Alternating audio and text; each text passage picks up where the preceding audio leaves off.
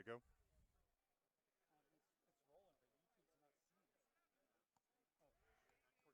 Okay.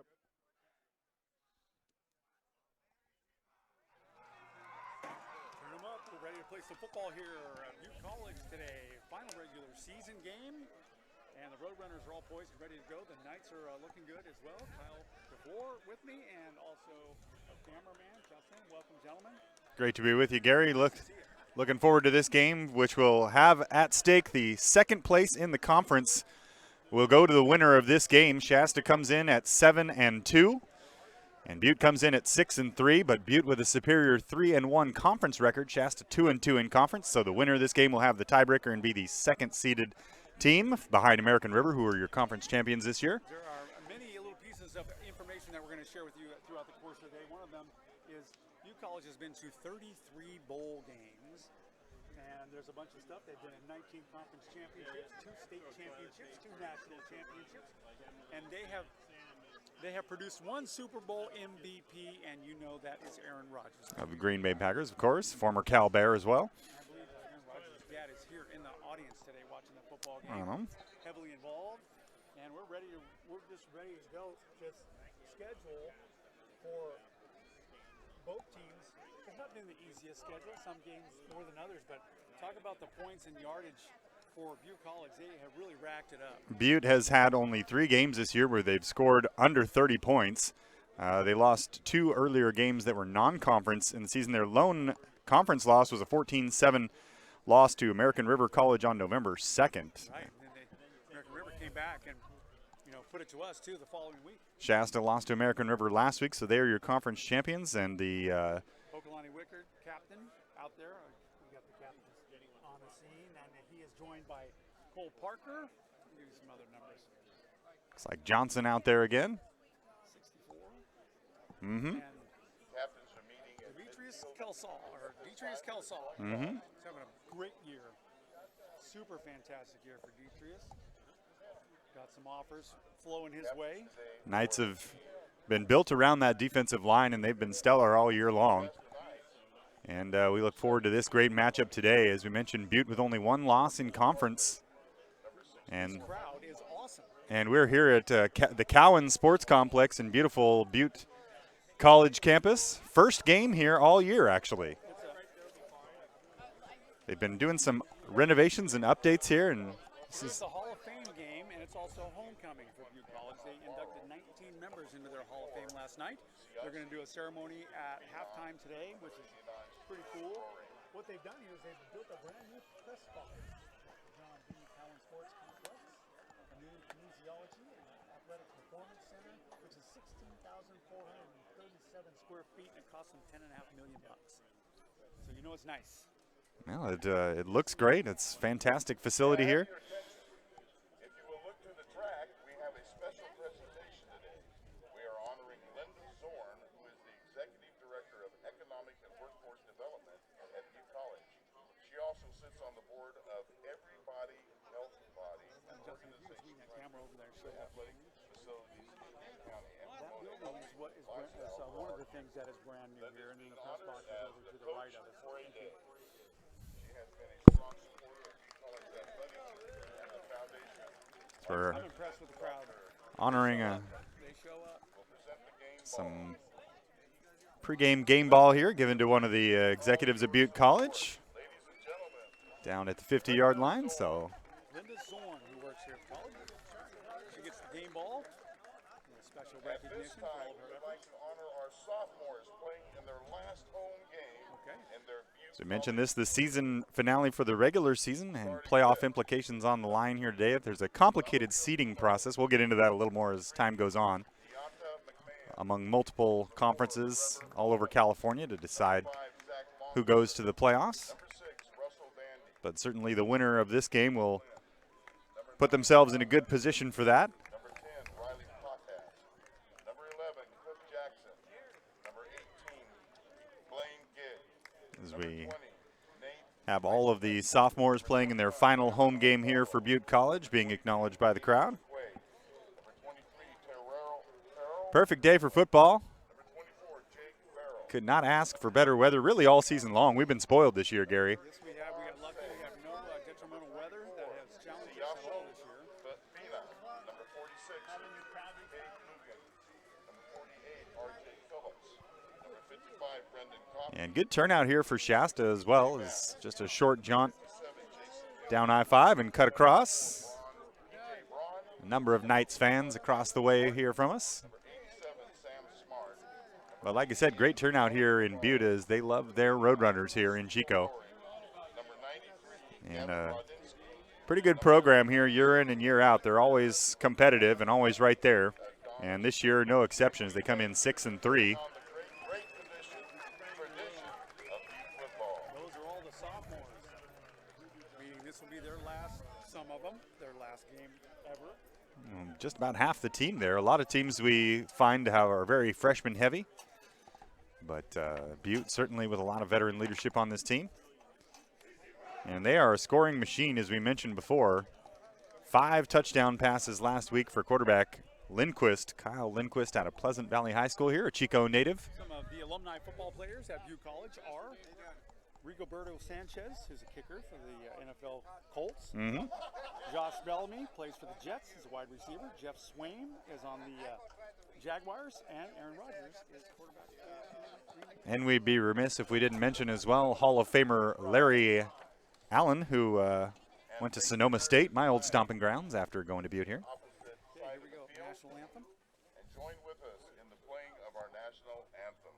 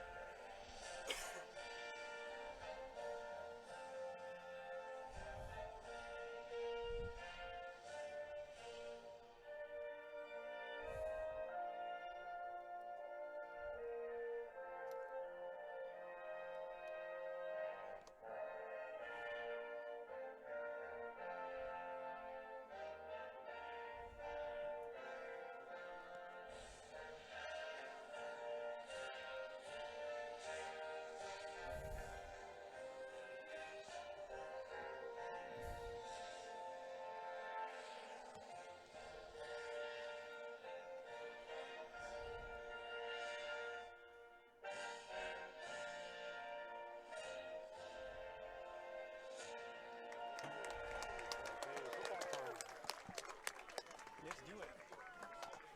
Okay, everything's ready to go here. Charlie, I got your message. God bless America. Everything's indicated here that This is Fine. a sanctioned game. There is no alcohol or tobacco allowed in the stadium. We ask that everyone display good sportsmanship throughout the game. Announcements. We would like to thank the sports medicine team, Director of Sports Medicine Mario Vela, Assistant Athletic Trainer Irene Contreras, Team Physician Dr. Nick Combs, Team Physical Therapist Matt Eller. Butte College would like to welcome the CAA representative. Just moments away from kickoff here as we're Butte College would like in beautiful Chico, California, ready to bring you the final home game of the season for the Butte Roadrunners. be a better day for We football have here. the official Butte College football gear for sale at the entrance of the stadium. Get your Shasta and their visiting whites with the green letters. And the hometown Roadrunners in their black, $1 per item. They would make a reminiscent of the Georgia Tech Perfect. Thank you, James. Division I color scheme there. football team is hosting the snack bar. Gene Kelsall, I can see you too. Okay, I'm going to take Mr. Cooley, who's Also number like to 14 welcome back our here Butte to College receive. cheerleaders led by coaches Jason and Caleb Cooley from Pleasant Valley, and you'll have this other guy. His number, got it? Jamal Lavalier, number 17. Out of Sacred Heart Cathedral High School. That's going to go out of bounds. And good field position here for Butte to start. Climactic start to that kick. sideline. And we'll get a look at this Shasta defense, which has been the strength of the team all year long. Kick it out of bounds. Kicking team. 5 yards. Re-kick. As we'll just do a re-kick, actually. And Shasta will re-kick. Like that. I'd like to see Cooley run that ball. I mean, I remember him at Pleasant Valley just a couple of years ago. speedster, wide receiver. He can do a little bit of everything, and the kid is fast. Number of Pleasant Valley Vikings on this Butte squad. And a handful of Chico High School guys as well. So we'll line up and kick it from the 30 now. Okay, so I'll take Cooley on the far left side. That's kind of a squib, goofy kick. Bounces over one guy, and Cooley will pick it up at 22, and he'll go to his left-hand side. Now he cuts back to the right. Looking for a hole in the middle. He's got a little bit of running room, but he'll bring him down right about the 38-yard line. So that's where the Butte College will start. Nice return there, and we'll get our first look here at Kyle Lindquist. 5 touchdown passes last week, no interceptions, and those 5 touchdowns to 5 different receivers. Talk about this guy. He also Pleasant Valley, former Pleasant Valley Viking. 42-21 victory for Butte last week over Sierra. This afternoon, 1st and 10 from their own 38-yard line. And they'll start right at the 38 here, 1st and 10. For the Knights last week, just 1 sack came from Torrin Calhoun-Ray. As they'll look to get that pressure on Lindquist today and make him very uncomfortable back there. Yonta McMahon is one of the playmakers here, and he's in the backfield now at fullback position. And he'll get the run, and he'll go immediately to the left-hand side, trying to get around in pursuit for the Knights. And almost trips him up. Not quite, but he ran him out of bounds. Joe Merkel. I think Joe's dad is here today. I saw something online where he's getting a plane up here. So Joe Merkel's dad. Nice to have him. About a 12-yard gain there on 1st down, and they're right at midfield, 1st and 10. Nice run there on 1st down. Look easy too, didn't he? He set up in the I formation there and got around the end. Nice seal on the edge there by the offensive line. Sorry about, I forgot what we're doing. You're going to do the lead, and I'm going to do the It's exciting. Go ahead. Lindquist now in the shotgun with a bunch formation to the left. He's going to pitch to Freeman again. And he's going to be brought down after slipping 1 tackle for about a 5-yard gain. Pardon me, that's McMahon. Four or 5 Knights involved in that. Cole Parker was one of them leading the charge. There's Kelso in there too. That kid is all over the field. And this Big guy, he's pretty quick. had an interception earlier in the year. You always love when the big guys get their hands on the ball. And already into Knights territory at the 45-yard line now as Butte looks at 2nd and 5. And they'll spread them out now with 3 wide receivers. They've got Cooley over in the slot there. Okay, Santrisa, now she's saying that she cannot hear my microphone, but there's a long pass. Lindquist looking deep, and that ball is overthrown into double coverage. Roland Black on the coverage. And we'll go to 3rd and 5 now. So the first pass attempt for Lindquist falls incomplete.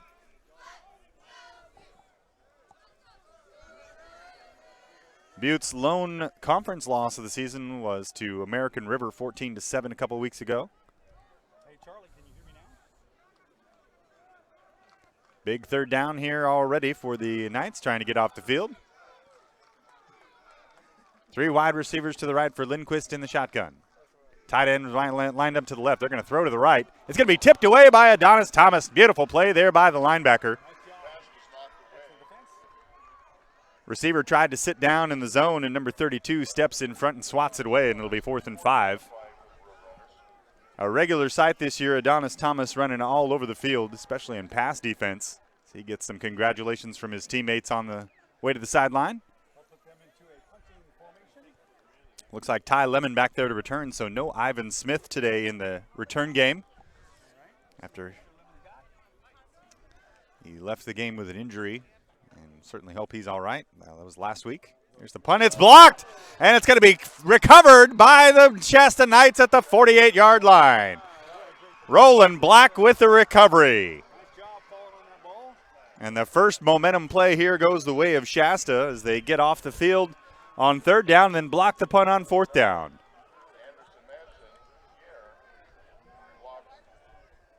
So here comes Wickard. Wickard completing just under 59% of his passes on the year with 9 touchdowns so far, averaging just over 200 yards a game. And Boston will start at halfback after having another nice game last week. He's really come on here in the last half of the season, Gary. The last 4 games, he's really turned it on and made a name for himself on this football club. 4 wide receivers are going to hand to Boston. He's going to look to the right. Now he's going to stiff arm and head to the corner and pick up a few. Nowhere to go offense, and they had blocked that hole up. So he peeled out to the right-hand side, only gained a couple. Boston comes into the game as the second leading rusher for Shasta and has 3 scores on the year. Matt McCree leads the team with 7 touchdowns on the ground and is the leading rusher as well.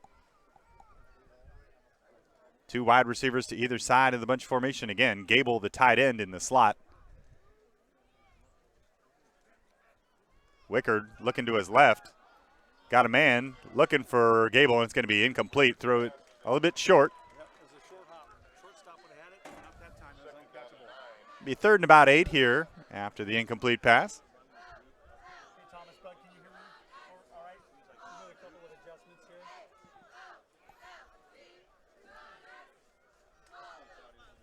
So the Knights find himself in 3rd down here, and about 8.5 or 9 to go.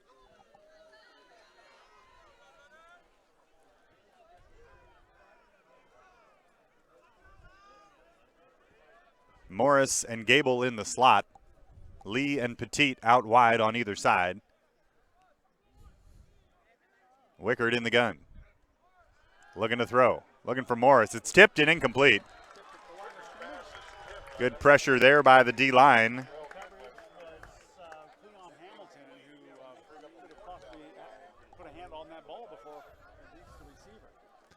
So 4th down and 8 here, and they'll punt it away. So 2 3-and-outs here. Or pardon me. That's the story of our last 2 or 3 games, right?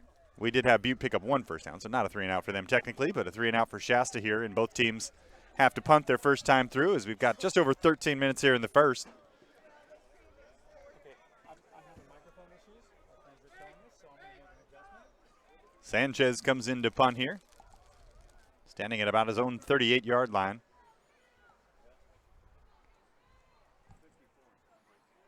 Back to return is Riley Podest. Kick is a very nice kick, and that'll go all the way, bounce inside the 10, dribble around a little bit at the 12, and here comes the flag. Very late flag from the back judge there as the ball is pinned down inside the 20. Nice punt by Sanchez. And we'll see what the call is here. No chance for a return there as Butte will start deep in their own territory. Almost at Pleasant Valley there. Had a flashback to my last game in Chico. I guess we could be forgiven for that. There's a number of Pleasant Valley players here today. And they'll get a chance to start their second drive. So rather than start about the 12, they'll move it half the distance back to about the 6. And they'll start in the shadow of their own goalposts here on their second drive.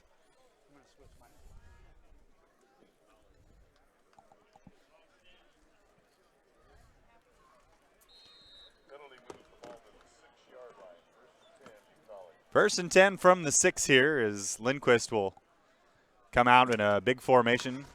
2 tight ends. And now one of them shifts into the backfield.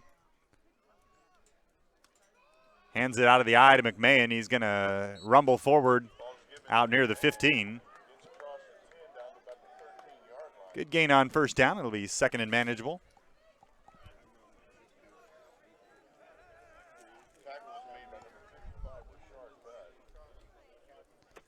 Give him about 7 on first down. It'll be 2nd and 3. Bud on the tackle. McMahon, not the biggest guy, 5'9", 180, but very shifty and good speed around the end on that first run on their first drive. He figures to play a heavy role here today. He'll get it again, looking left. Got a pulling guard out in front of him. Now he's got the corner, and he's off to the races. He's down the sideline at the 50. He's at the 40. Diving and making the play is Roland Black to knock him out at the 30. And that'll be a first down after a big gain by McMahon.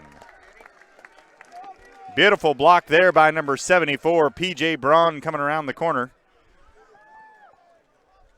As it opened up a lane there and he got to the edge. Better than a 50-yard run there. The ball is about the 28-yard line of Shasta as they flip the field with one play there. Okay, nice run. Good execution. What I've done is switch microphones, so if you guys can hear me now, let me know. Big formation here once again for Lindquist. They're going to hand. This is McQuaig the second back off the right side, and he will get absolutely nothing, maybe a yard. Ran into a brick wall right there at the line of scrimmage. Avery McQuaig out of Notre Dame High School, 6'1", 205-pound sophomore, so perhaps a little bit of the thunder to McMahon's lightning. It'll be second and about 9. They gave him a yard on the run.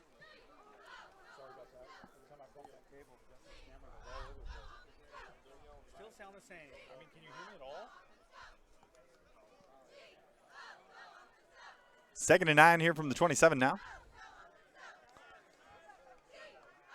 well, I'm just going to keep talking. If I get the right adjustment, let me know. Two tight ends and a man in motion. That's Cooley, and they're going to hand off again. Around the left side, it's McMahon. He's going to be brought down for a loss. Great job there by number 53 for Shasta. That's Darrell Webb out there making the play. Nice job running sideline to snuff that one out, and it'll be third and about 11 after a 2-yard loss on the run. You can see early here that Butte wants to get sideline to sideline and make Shasta guard every part of this field, but unable to get around the edge that time. Third and long now. Lindquist with 3 receivers and a tight end. In the pistol formation. Third and long right now. Looking to throw. Lindquist down over to the right-hand side. Got a man. Complete.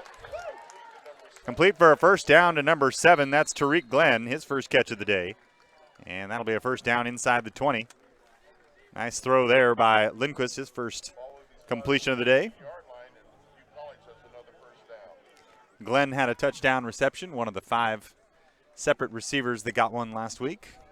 This is a perfect day for football here at Butte College. Good crowd, and it's nice to be here. It's a new facility, a renovation of their old facility.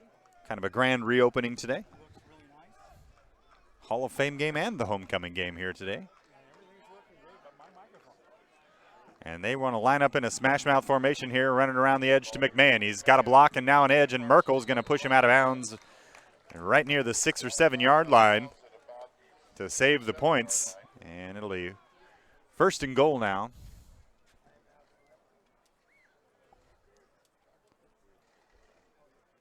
As they run to the right side that time, we've seen him go to the left a number of times thus far. And they'll say he stepped out around the 9, so it'll be 2nd and 5.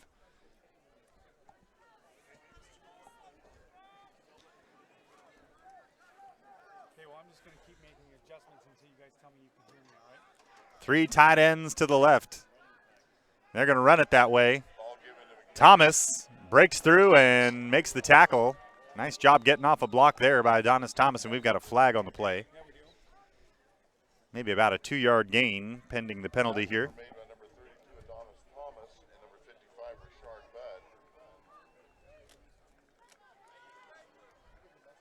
Budd. And that's going to be holding on Butte, so that'll knock him back. 10 yards. The flag is holding on Butte. Let's see if this will work on the screen.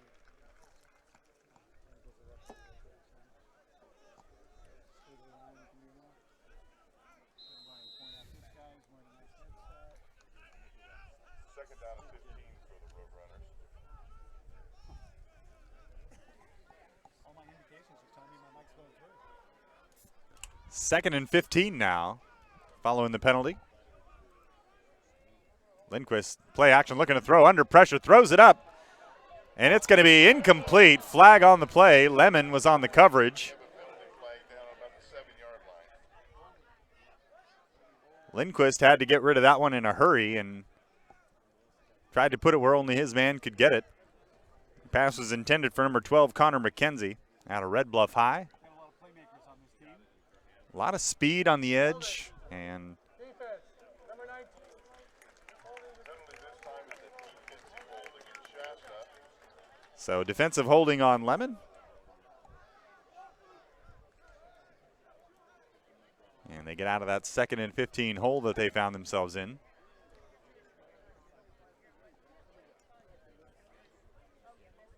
Move it all the way up to about the 9-yard line now.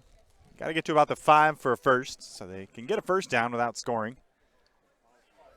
10-yard penalty. Now they're going to say first and goal now, Automatic first down. just inside the 10. Very big formation, heavy left side of the line there. No wide receivers in. And very early start, false start there by Butte as the crowd groans. False start. Offense. Several players. Number 29. 5 yards. Halftime, and we'll cover that for you. Move it back to the 14 now, so still first and goal. From a little further back. 5-yard penalty against the Roadrunners. It'll be first and goal from the 14. And a lot of size out there on the line as number 29, Johnny Williams, checks in at running back for the first time. In the goal line set here with one fullback as well. Lindquist under center. He's going to hand off. That's Williams. Looking to the left side. He's going to be hit hard by about 3 Knights and stopped at about the 11.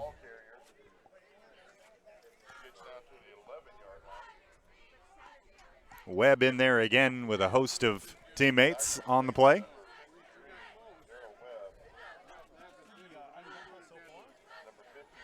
Had just the one big running play that flipped the field earlier as Butte is now threatening, but they've shot themselves a couple times with penalties here to slow themselves down in the red zone. Second and goal from the 11 now.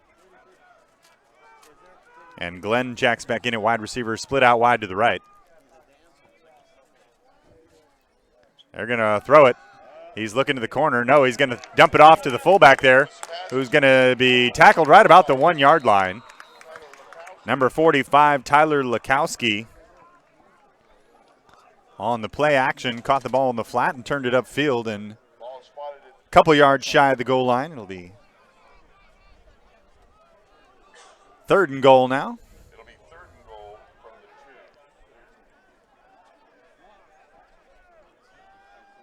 the 2. And for Butte, they bring in that big package once again. Wanting to play a little smash mouth here down by the goal line. Williams, the halfback. So a 3-headed running back today for Butte in the first quarter. Third and goal from the 2. They're going to hand to him. Williams looking to his left. Now cuts it back to the right. He's in for the touchdown. Looking to the left. Had nothing there. Sidestepped. Made a nice little move. And was able to fall across the goal line for a Butte touchdown. 6-0 Roadrunners here with 7:41 to go in the first quarter. As Butte draws first blood.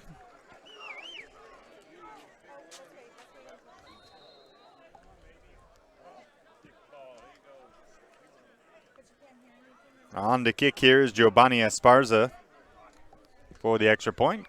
Good hold and good kick. It's 7-0.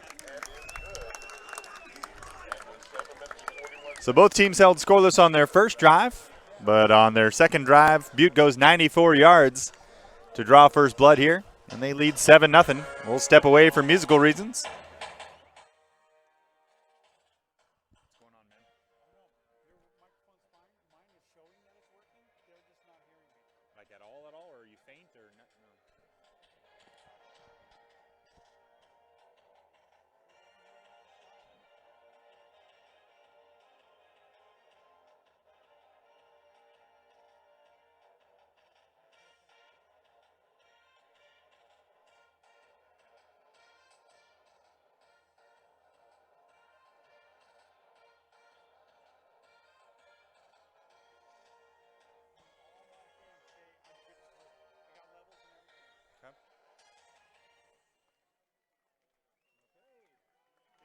See if it works. Just about ready for kickoff here.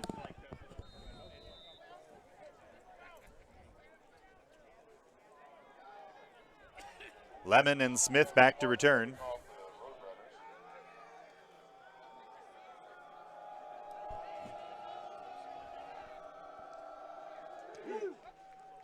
And it's going to be a short kick.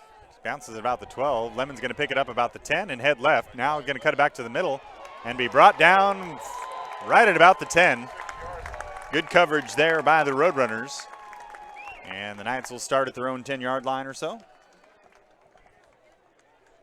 Moniel Hedgeman and Isaiah Sadasi in on that tackle. First down Shasta Not quite sure what's going on. Everything on my end indicates I've got levels. It's going through. I mean, I'm in the same bank of channels that Kyle is, so I don't get it. So let's keep trying. If not, you listen to Kyle all day. Number 64, Michael Johnson, missing another game today, so starting in his place again this week. Number 62, Carlos Rodriguez Garcia. 2 wide receivers for Wickard and 2 tight ends. Might have gotten them to jump a little early there as Boston was looking to run left, but they'll blow this play dead. Penalty flag on the field.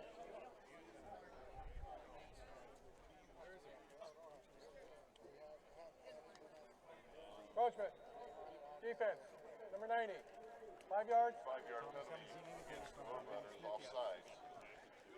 So 1st and 5 from the 15 now, following the offsides by the defense. Vinny's still recovering from that high ankle sprain. Did dress last week, but we did not see him.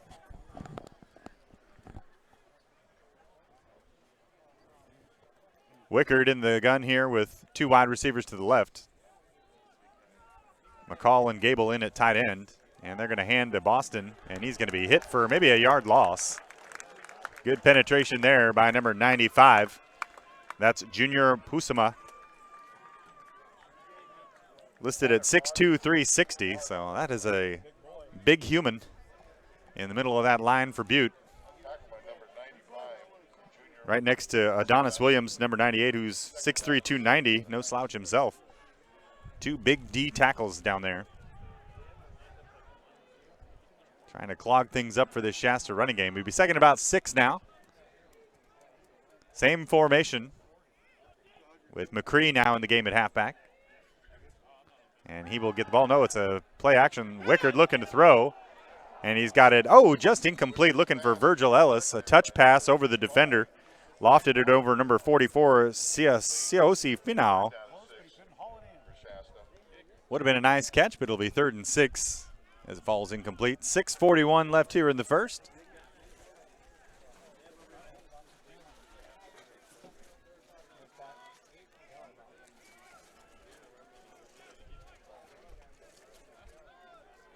So 3rd and 6 forthcoming here for Shasta, and they'll spread them out here. 4 wide receivers. Lee, Morris, Petit, and Hayes in the game. McCree, the second leading receiver on the team, is in at halfback as well here on 3rd down. Wickard looking to the right side. Going to throw to the sideline, and Lee is going to be unable to bring that one in as it sails wide. Pressure on the play there by number 90. That's Dario Pizzuti. And they'll have to punt it away. 4th and 6 from their own 14. So 2 punts here on the first 2 drives for the Knights, and they trail 7-0. Back to return the punt, number 80. That's Cooper Jones out of Elko, Nevada.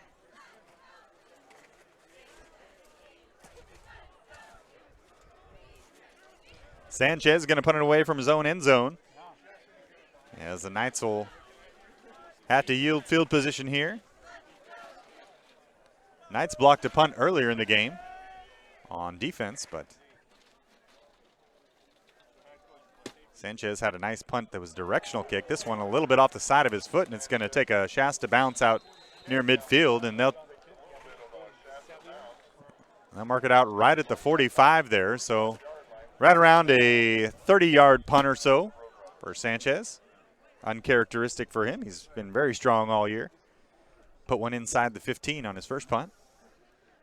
So good field position here for Butte as they look to add to this 7-0 lead early here in the first.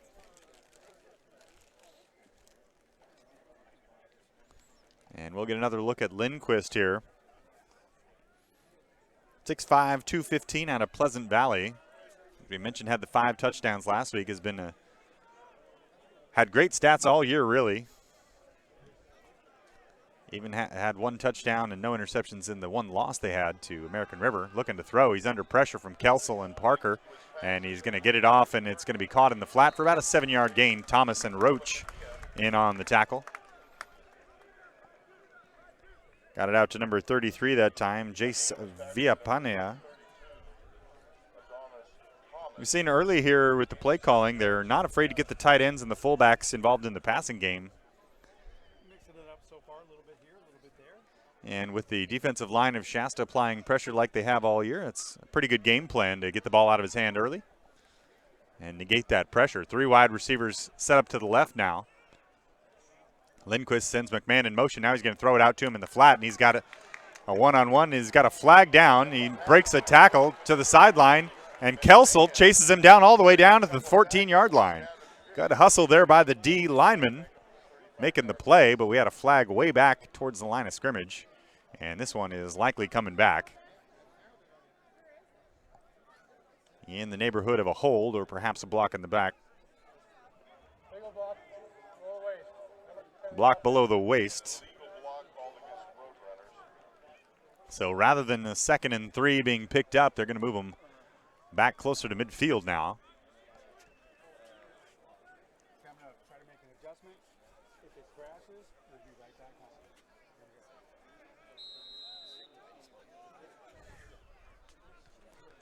All the way back to the Butte 47 now, and it'll be 2nd and very long. 2nd and about 18. And they'll go 4 wide receivers here for Lindquist and spread them out. In the gun, looking to his left. No, it's going to be a quarterback keeper, and he's going to be brought down for a loss. Calhoun, Ray, and Parker swallow him up. And it'll be 3rd and very long. Interesting play call there to call a quarterback draw on 2nd and 18. Hoping to maybe catch the Knights in a soft zone. But the speed up front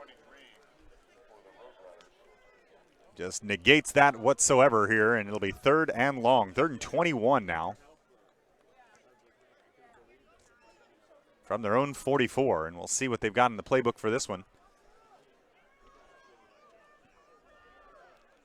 3 wide and a tight end.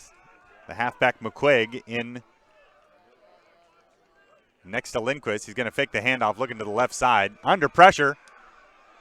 Now avoids Calhoun Ray, throws across the middle, and it's going to be caught at about the 42-yard line. Short of a first down. It'll be about 7 yards shy of a first down, but Tariq Glenn makes the play. Nice job there by Lindquist to buy himself a little time and keep his eyes up downfield.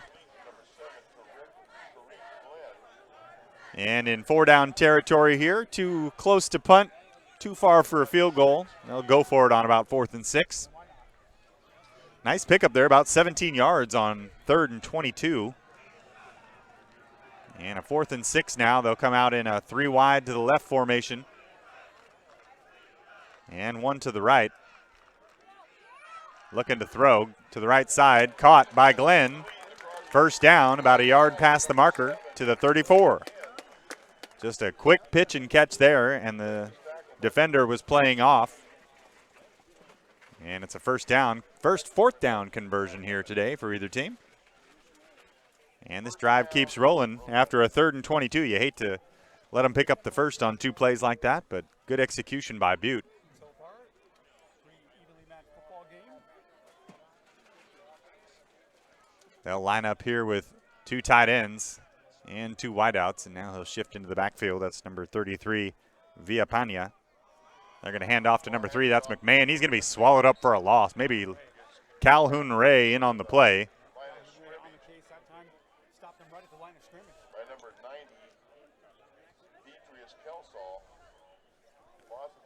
Defensive line asserting themselves a little bit here.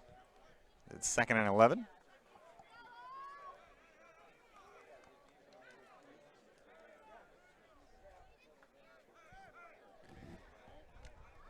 Great turnout here today in Chico for the season finale. Butte 2nd and 11 from their own, from the Shasta 34. Looking to throw again to the left side. It's caught by Glenn. He's going to be able to get all the way down to the 12-yard line, finding a soft spot in the middle of the field there. Nice catch and run by Tariq Glenn. All the way down to about the 14. Merkel on the stop. First down, Butte at the 14-yard line. So the passing game finding a little rhythm here for the Roadrunners. 1st and 10 from the 14 now. They'll come out with 3 tight ends and 1 wide receiver. Heavy line to the left. They'll hand off to McMahon. He sidesteps a rusher, and he's going to be brought down by Ty Lemon. Nice open field tackle there. 4-yard gain down to about the 10 or so.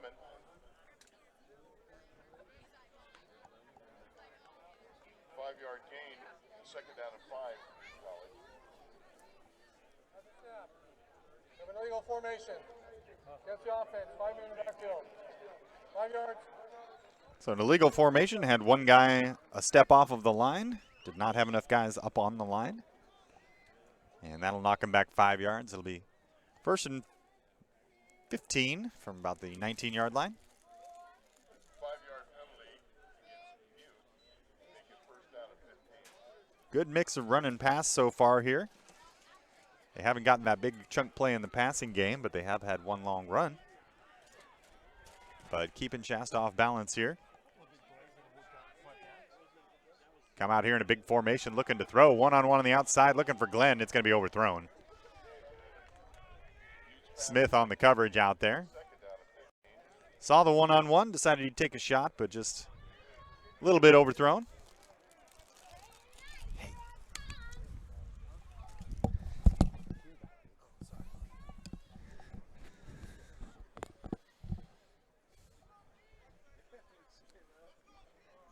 Second and 15 now. Good thing you're on your A game, Kyle. I'm here. I'm just trying to figure something out. Everything on this end says it's good to go.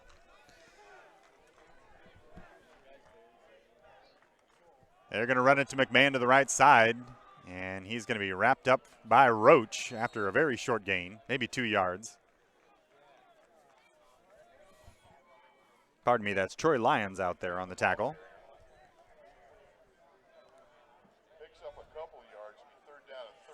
So another 3rd and long here, and Shasta will look to force at least a field goal attempt here.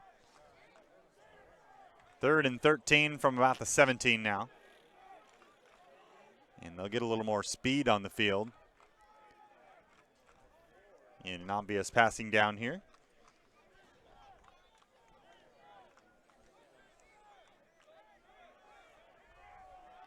They need to get just inside the 5 for a 1st down. Lindquist with 4 wide receivers, 3 to the left. Looking to the right now. Going to throw it for the end zone. Caught for a touchdown. Beautiful throw over the shoulder to Riley Pothist at a Paradise High, as it was a fade route. Dropped it right over the shoulder. Beautiful throw by Lindquist. And we've got a flag here. This one might be coming back. Shasta defenders seem inclined to think that it is. So they get Pothist on the push-off there, so offensive pass interference. And instead of a touchdown, we'll turn a 3rd and 13 into a more arduous task than that. Just 24 seconds left here in the 1st. All the way back to the 32-yard line. So it'll be 3rd and about 27 or so.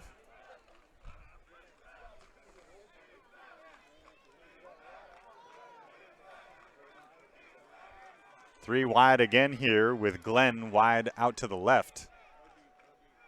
He's been a big part of the offense thus far. Under pressure is Lindquist throwing, and it's going to be caught by Glenn, but well short of a 1st down. Caught it at about the 17 before he went down, immediately tackled by Smith. Nick Smith on the coverage. Another penalty flag here, and this one's way back in the backfield. So at one point, Butte was inside the 10-yard line. Now we're marching the other way. As what was a 3rd and 22 from the 32 is only getting more of a steep uphill climb here. They're now out of field goal range, presumably.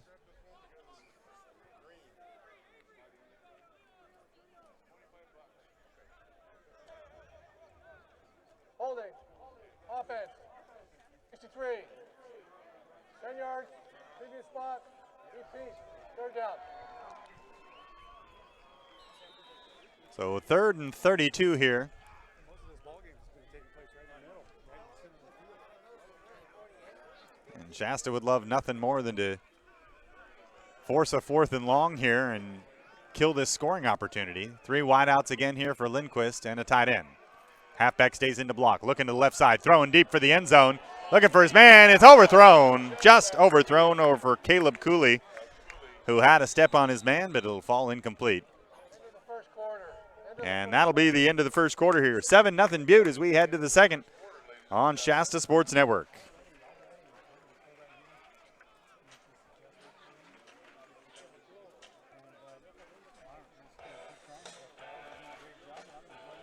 I wanted to thank one of our sponsors today, Enterprise Rent-A-Car, for our final road trip of the year, providing us a very nice ride on the way down here. So when you're in need of a rental car, whether yours is getting worked on or you've got somebody visiting, think Enterprise Rental Car.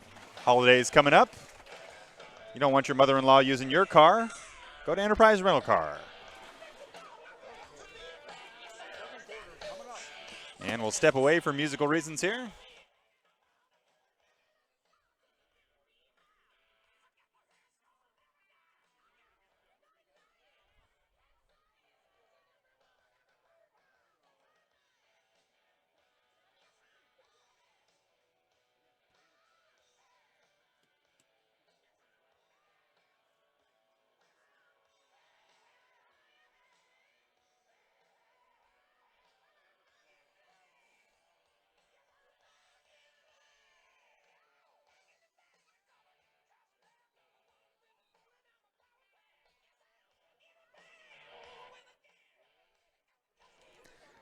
The always rare 4th and 42 coming up here.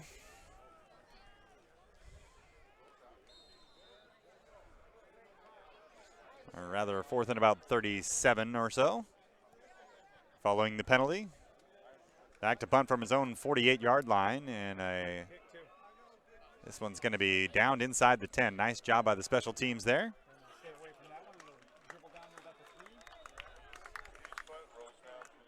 And oddly enough, they didn't start the game clock on that one. So we're still at 15 minutes for the second quarter. We get a free play out of this one. Free football here today. So Shasta will start deep in their own territory here, trailing 7-0. Good game so far, Gary. We've had a number of defensive plays that were almosts, or we had a blocked punt already. And Shasta looking to even this game up. Starting at their own 3-yard line. 3 wide receivers to the right. And Boston, the halfback, behind Wickard. London McCall, the tight end, on the left side of the line. They're going to hand off. That's going to be Boston up the middle. He's going to be hit after a short gain. Good tackle there by number 4. That's Trevor Owens on the play out of Pleasant Valley. Brandon Morris, the ball carrier. A lot of Pleasant Valley boys on that team. Second down and 7. About a 3-yard gain on the play. Well, it can't be the microphone itself because I switched out microphones. Got a new microphone in there. Deshaun Hayes checks in now in the slot. 4 wide receivers here for Wickard. On 2nd and 7, he's going to hand it to Boston again. He's going to be hit immediately for no gain. Might have lost a yard there. Number 5, that's Zach Longsworth in on the play. And it'll be 3rd and long here. 3rd and about 8.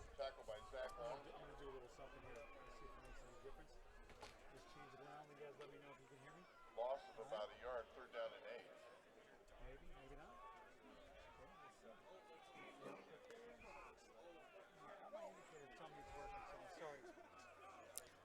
4 wide receivers in the bunch formation on either side. And Wickard looking to the right. Now going to step up in the pocket, and he's going to be brought down for a sack. And that is going to be close to a safety. Yes, it is. Safety. So Butte extends the lead to 9-0, and Shasta will have to kick it away. And a big momentum play there by this Butte defense. As Wickard stepped up in the pocket, looked like he had a brief moment there, but then it closed right around him before he could get rid of the ball. And with 13:36 left in the second quarter here, it's 9-0 Butte.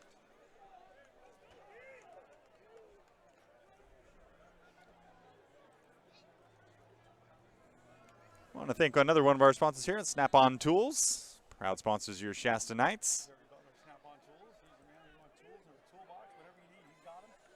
And he's a good guy. Christmas coming up. That's a great gift idea for anybody in your life who's inclined. Definitely think of Snap-on Tools this holiday season for the handy person in your life. For me, that would be my fiance. I am not the handy one. She can fix things a lot better than I can. I'm the pretty one. But she's country through and through, so I'm set.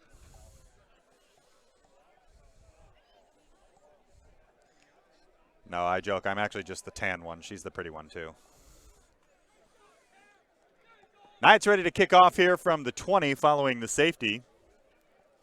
As the defense will look to respond here, trailing 9-0. 19:36 left to go in the first half. We're here at Butte College today.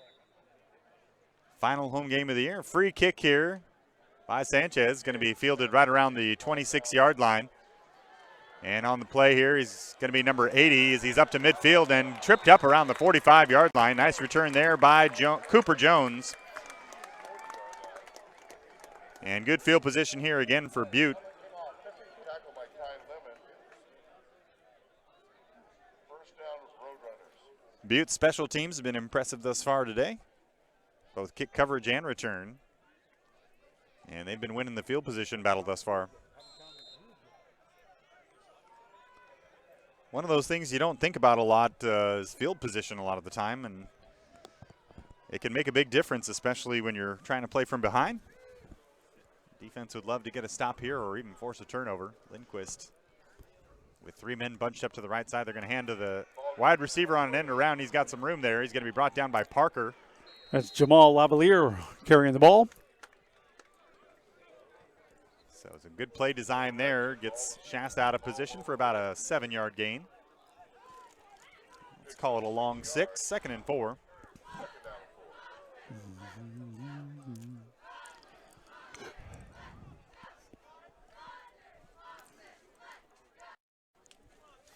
A lot of different formations and packages here for Butte as they've switched in and out of that power formation.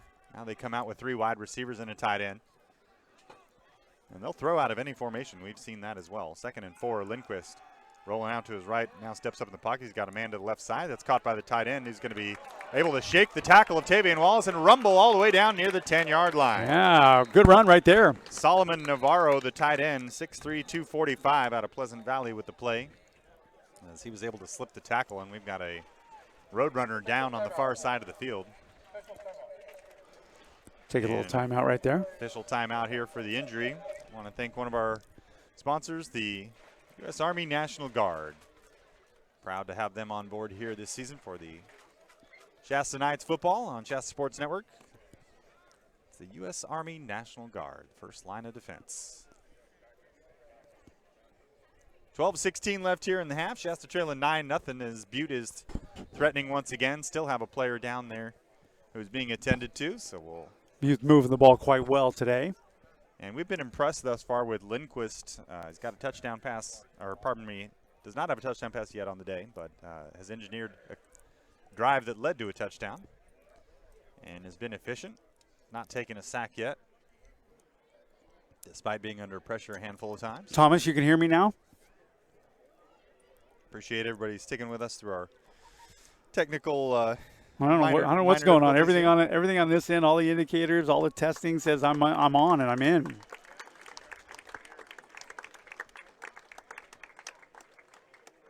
So Navarro able to make it off the field here, and we're just about ready to get going again. It'll be 1st and 10 inside the red zone. All right, so it's St. Tricia. You can hear me, yeah? Gene, thank you. I didn't do anything different. Wow. Good thing I'm not getting paid by the word today. You did something to placate the ghost in the machine, I guess. I don't know what I did. But it works. Clock continues to run here as they've got first down just outside the 10. Lindquist with 2 wide receivers, 1 split to either side, and the big formation is going to hand off to the running back. That's McQuaig up the middle, and he's going to be tackled by Lyons, number 30. Good gain on first down. Right down near the 5-yard line. Second and about 4 here. Thank you, James Lee. I got your message. McQuaig, part of that three-headed running back we've seen thus far, along with Johnny Williams and, of course, Deonta McMahon, the main running back. Williams in right now again in the goal line package. And he will get it off the left side. He's going to be swallowed up for a loss. Yeah, back him right up. Handful of yards. Lyons and Webb and Bud and a host of other Knights. They're talking about how we work well together. Well, Kyle and I first met, is it about 4.5 years ago? I think it was, 14 or 15. I was working for a radio station doing some high school football, and you were an advertiser of theirs, and he said, hey, do you mind working with a guy? I go, not at all. Who is he? Well, he told me who you were, and I go, send him on. And you showed up, and I think the first game that we did was a PV game, and we clicked really well. And I like it. I pick up where you leave off and vice versa and stuff like that, so it's a good mix. And now they can hear me, so. Always a lot of fun. Big play action here, looking to the right side. Now he's going to be. Man. The ball is out. Fumble is recovered by Kelsel. Big time. Play by Shasta. Sacked by Parker, knocks the ball loose, and Kelsel has it show up right in his hands. Another turnover by this Shasta Knights defense, and couldn't have asked for a better time for it. Maybe that microphone adjustment had something to do with that. Something. I seriously, I didn't try anything different. I just went all to my basic settings. So I'm happy to be here. This is going to be fun. Nice play by Kelsall right there. And as usual this year, the defensive line leads the way, making the play there, getting the ball back, and the Knights start at the 16-yard line. What a play by Parker and Kelsel. But how many times have we said that this year? Almost every game. There's been at least one. Wickard with two wide receivers and a heavy formation to the left side. He's going to hand to Matt McCree. Is going to run to the left and be met immediately. He's going to run into Sayasi Fanu, who just put him down easily. He's one of their leading tacklers out of Reno High School, the sophomore, number 44 in the middle of that defense. No gain on the play, 2nd down and 10. And they'll say no gain, 2nd and 10 now. And McCall checks out at tight end. They'll get a little more speed on the field. Two wide receivers. And Virgil Ellis in there at fullback now, behind Gable on the right side. 9:50 left to play first half. 9-0. Roadrunners lead. Looking to the right side, going deep, looking for Lee. He's going to leap and unable to make the play. A lot of jostling there down the sideline, but no flag. As they decide to take a shot down the field on 2nd and 10. And it falls incomplete. Lee had been dealing with a hip pointer the last previous couple weeks. Had that in the Sierra game, but looked to be back to pretty close to full speed, if not full speed there. One of the more dynamic playmakers on this team. We kept waiting for the end around last week, and it never came. Never showed up. At least once a game, it seems like they get a big chunk play. Well, Ivan Smith went out right before the first half, so they bring that out at least once late in the game. It's worked almost every time. Pressure now on the quarterback. Wickard escapes the pressure, gets it off to Lee, but it's going to be a very short gain on 3rd down. And now Butte says they have the ball, but it looked like Lee was down. And no sign here from the officials. And everybody's got an opinion down on that sideline. It's great. Wickard had to escape there to his right and ended up completing the pass, but well short of the first down. It'll be 4th and 10 now. They'll say no gain on the play. So the Knights will punt it away here once again following the turnover. Coach Rob Snelling of the Roadrunners went to Bernie High School, which is the same school that I went to. Played for Butte College. He played for Boise State University, Arizona State University. He's got a lot of experience training camp with the Tennessee Titans, the Barcelona Dragons. That's the NFL Europe League. So I miss NFL Europe. I wish they wouldn't have kept that. So Rob's a good man for any ball club. I might be the only one who misses NFL Europe, but I do. It kind of was ignominiously killed several years ago. Good kick. Good kick by Sanchez. This one's going to be fielded right about the 41-yard line and headed to his right there. is Jones. He's got a block. He's got some wheels. Got a lane. Merkel gets blocked there, and now he's brought down by Torrin Calhoun-Ray. Nice job there. Great return by Cooper Jones right there. Pardon me, that's Amundsen Pierre, number 59 on the play. And a late flag. Might be a sideline warning or perhaps an unsportsmanlike when you see something at the end of a play like that. I don't mean to bump that table. 8:39 left here in the second. The Knights will start another defensive Penalty flag on the deal. series in their own territory, unfortunately. After the play, dead ball, personal foul, receiving team, number 6, 15 yards, foul. Those never work in your favor when you do that after a good run that's called back. So Russell Dandy, number 6 for Butte, is going to cost his team part of that good return there. Score is 9-0, Junior. 8:39 left to play in the first. The Roadrunners at Butte College here are lead. They got a safety just a little while ago. So the score stats at 9. Oh, I see what you're saying. Butte scored on their second drive of the game on a There you run go. by Thanks, Johnny man. Williams. Junior, thanks, man. I missed that. I got to make a different adjustment now. They come out with 3 wide receivers here again, and McQuaig is the halfback on 1st and 10 from There we their go. own 47. It's McQuaig looking to the left side, Yeah. and he's going to be brought down by Parker. Good Nice defense job there pursuit by- right there, right at the line of scrimmage. Nice job getting off the block there. Also had Roach in on the play. A lot of action right there. No gain, 2nd and 10 now. So a defensive struggle here thus far in the first. For Butte, who's been a high-scoring team all year long, has only one loss in conference, a 14-7 loss to American River a couple weeks ago. And this one shaping up to be a defensive struggle here as well, at least through the first 20-plus minutes. Lindquist going to hand off again. That's McQuaig up the middle, and he will once again be stopped as Rashard Budd does not budge. Big number 55 slows him down. We've seen that a number of times this year. Demetrius Kelsel in on the play as well. Tackled by number 55, Rashard Budd. And Kelsel will get a blow now as Richard Bell checks in on the defensive line, number 52.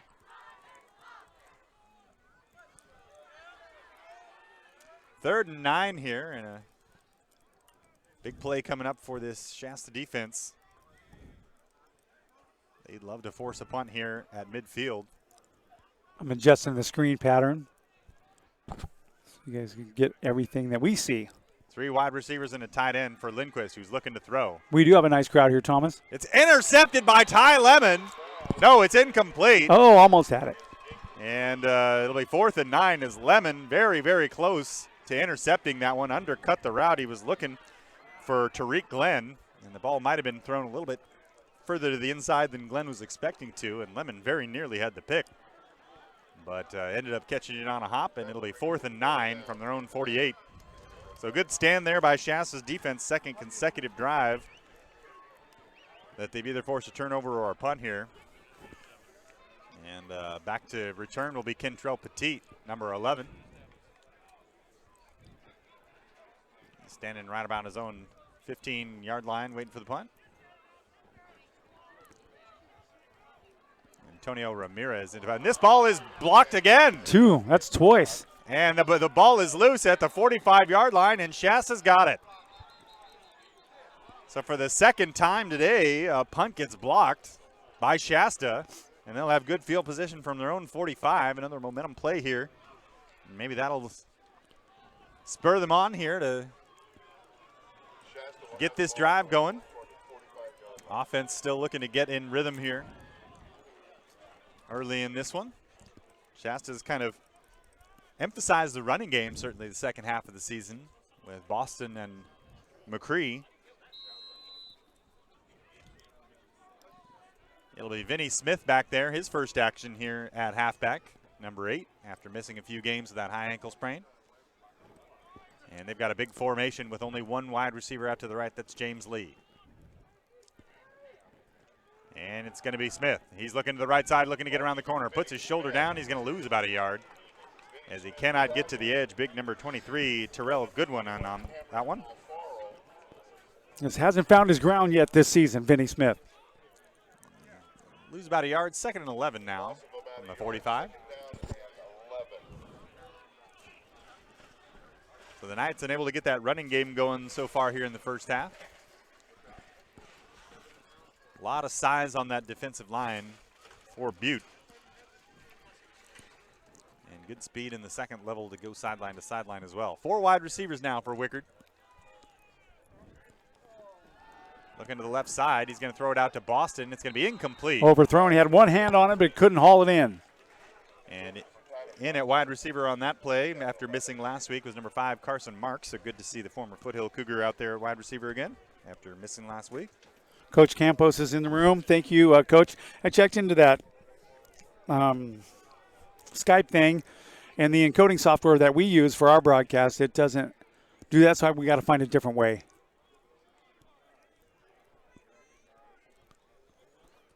Thinking like Hangouts or something. 3rd and 11 here for Shasta from their own 45.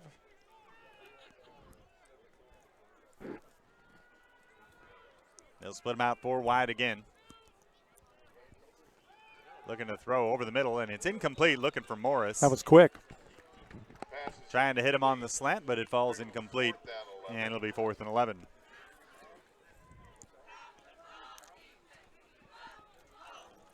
Starting to see why that American River game was 14-7 here is this Butte defense, size and speed, has been on display here, and it's been impressive. Knights have been unable to get that running game going. And the quick passing game has not found the rhythm yet either, so Sanchez will punt it away from about his own 29-yard line. Just over 6 minutes to go here in the half. There we go. Got you a full picture now. Very high snap, and it's going to get behind Sanchez. Not good. He's got room to punt it, though, and he's going to kick a line drive and actually make this play less of a disaster than you would think it would be. It's going to be down near about the 21-yard line. Yeah, they'll down it right there. The Knights will hop right on that. And that's one that won't show up in the scoreboard, Gary, but that's one of those, that's a 7-point swing right there. Yeah, it was. Lucky break. So rather than a disaster play that would result in great field position or even a score, Butte will take over at their own 23-yard line like nothing happened. A wild play there, and it ends up not hurting Shasta. So good recovery there by Sanchez on what could have been a very disastrous play. And the defense will take the field with 6:10 left here in the half. They've been on the field quite a bit here in the first half and have comported themselves well. Just 9 points, 2 of which were scored by the Butte defense. 6:10 left to play in the first half. Lundquist now takes a snap. Play action. They're going to throw it. Calhoun giving pressure. Deep pass over the middle, and it's caught and brought down at about the 24-yard line is number 10, Riley Pottas. Beautiful throw over the middle. Right on the money, and he's hopping up limping, but he's moving. A deep post there as he was able to get behind him. Took a hit from 2 different Knights as Lindquist stood in there and delivered. Beautiful throw. And they flipped that field immediately all the way down to the 23-yard line. 1st and 10 Roadrunners. I tell you, I don't know where Lindquist is going to be playing ball next year, but he should have options. I would think so. We're almost to the end of the second quarter here, but I'm pretty comfortable in saying this is probably the best quarterback we've played against all year. He's got the chops for the game for sure. And McMahon has got absolutely nowhere to go. Trying to get around the corner and then switch directions and lost his footing. And he's going to lose several yards on that one. Lions cut off that corner, and he had to switch it back to the middle of the field and had nowhere to go. It'll be 2nd and 15 following a big, 2nd and 18 following a big loss on 1st down.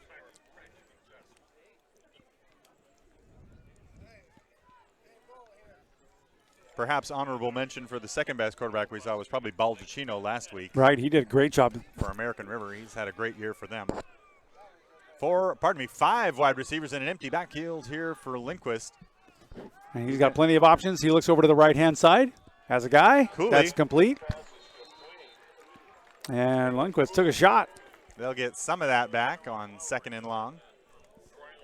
So penalty flag late in the backfield. They might get him for a late hit. or perhaps a hold. Yeah. Defense. Number 44, throwing the quarterback down well after the pass was thrown. 15 yards. So they'll get Parker for pulling the quarterback down after the fact. And that's so often a judgment call on a play like that. And those guys are going 100 miles per hour and trying to run through somebody blocking them. It's not always easy to slow yourself down. But as long as he's not pulling a Myles Garrett and smashing him with his helmet. Oh, man, I don't even want to talk about that. That was just the most ridiculous thing I've ever seen. You know, it's that was pro football on Monday until about the last 2 minutes of the game. It's like UFC, NFL. McMahon, the runner. He's going to be pushed out of bounds without getting much real estate there. Ran a long way, but it was sideways. Yeah, I watched that game after the fact. I had it on DVR, and when I got home late that night, I watched that game, and just unreal. You're a professional until you're not. I saw the highlight. I didn't see the particular game, and it was ridiculous. Well, and Garrett suspended indefinitely, and why not for something like that? Back to our game here. If that would have been you and me on the street, we'd have been in jail for assault. Absolutely. 2nd and 11 now. They're going to say he lost a yard on that one. 3 wide receivers and 2 backs. McMahon behind Lindquist under center. He'll get it. Looking to the right side. Slips a tackle. He's going to be brought down by 53, Webb again. Multiple tackles here so far by number 53, Darrell Webb. That was some good hustle right there on the defense. It'll be 3rd and long here. I'm aerating their property here with this chair. A lot of new landscaping here at the field. They've sodded a lot of the hillside here. And our chairs are sinking into the hillside. Like 2 inches in. Looks like the aerator came by. Big 3rd down here for the Shasta defense. And they've got a bunch formation to the right with a wide receiver and a couple tight ends. Glenn, the lone wide receiver, split out wide to the left. They're looking for him. Double move to the corner, looking for Glenn. And it's incomplete. A beautiful throw by Lindquist. Almost. Very close. And it hit him in the number, but he is just unable to bring it in. And the Knights dodge a bullet there with 3:06 left in the 2nd quarter. We'll see a field goal attempt. Justin, your pictures today are perfect as always. You're doing a better job than I am.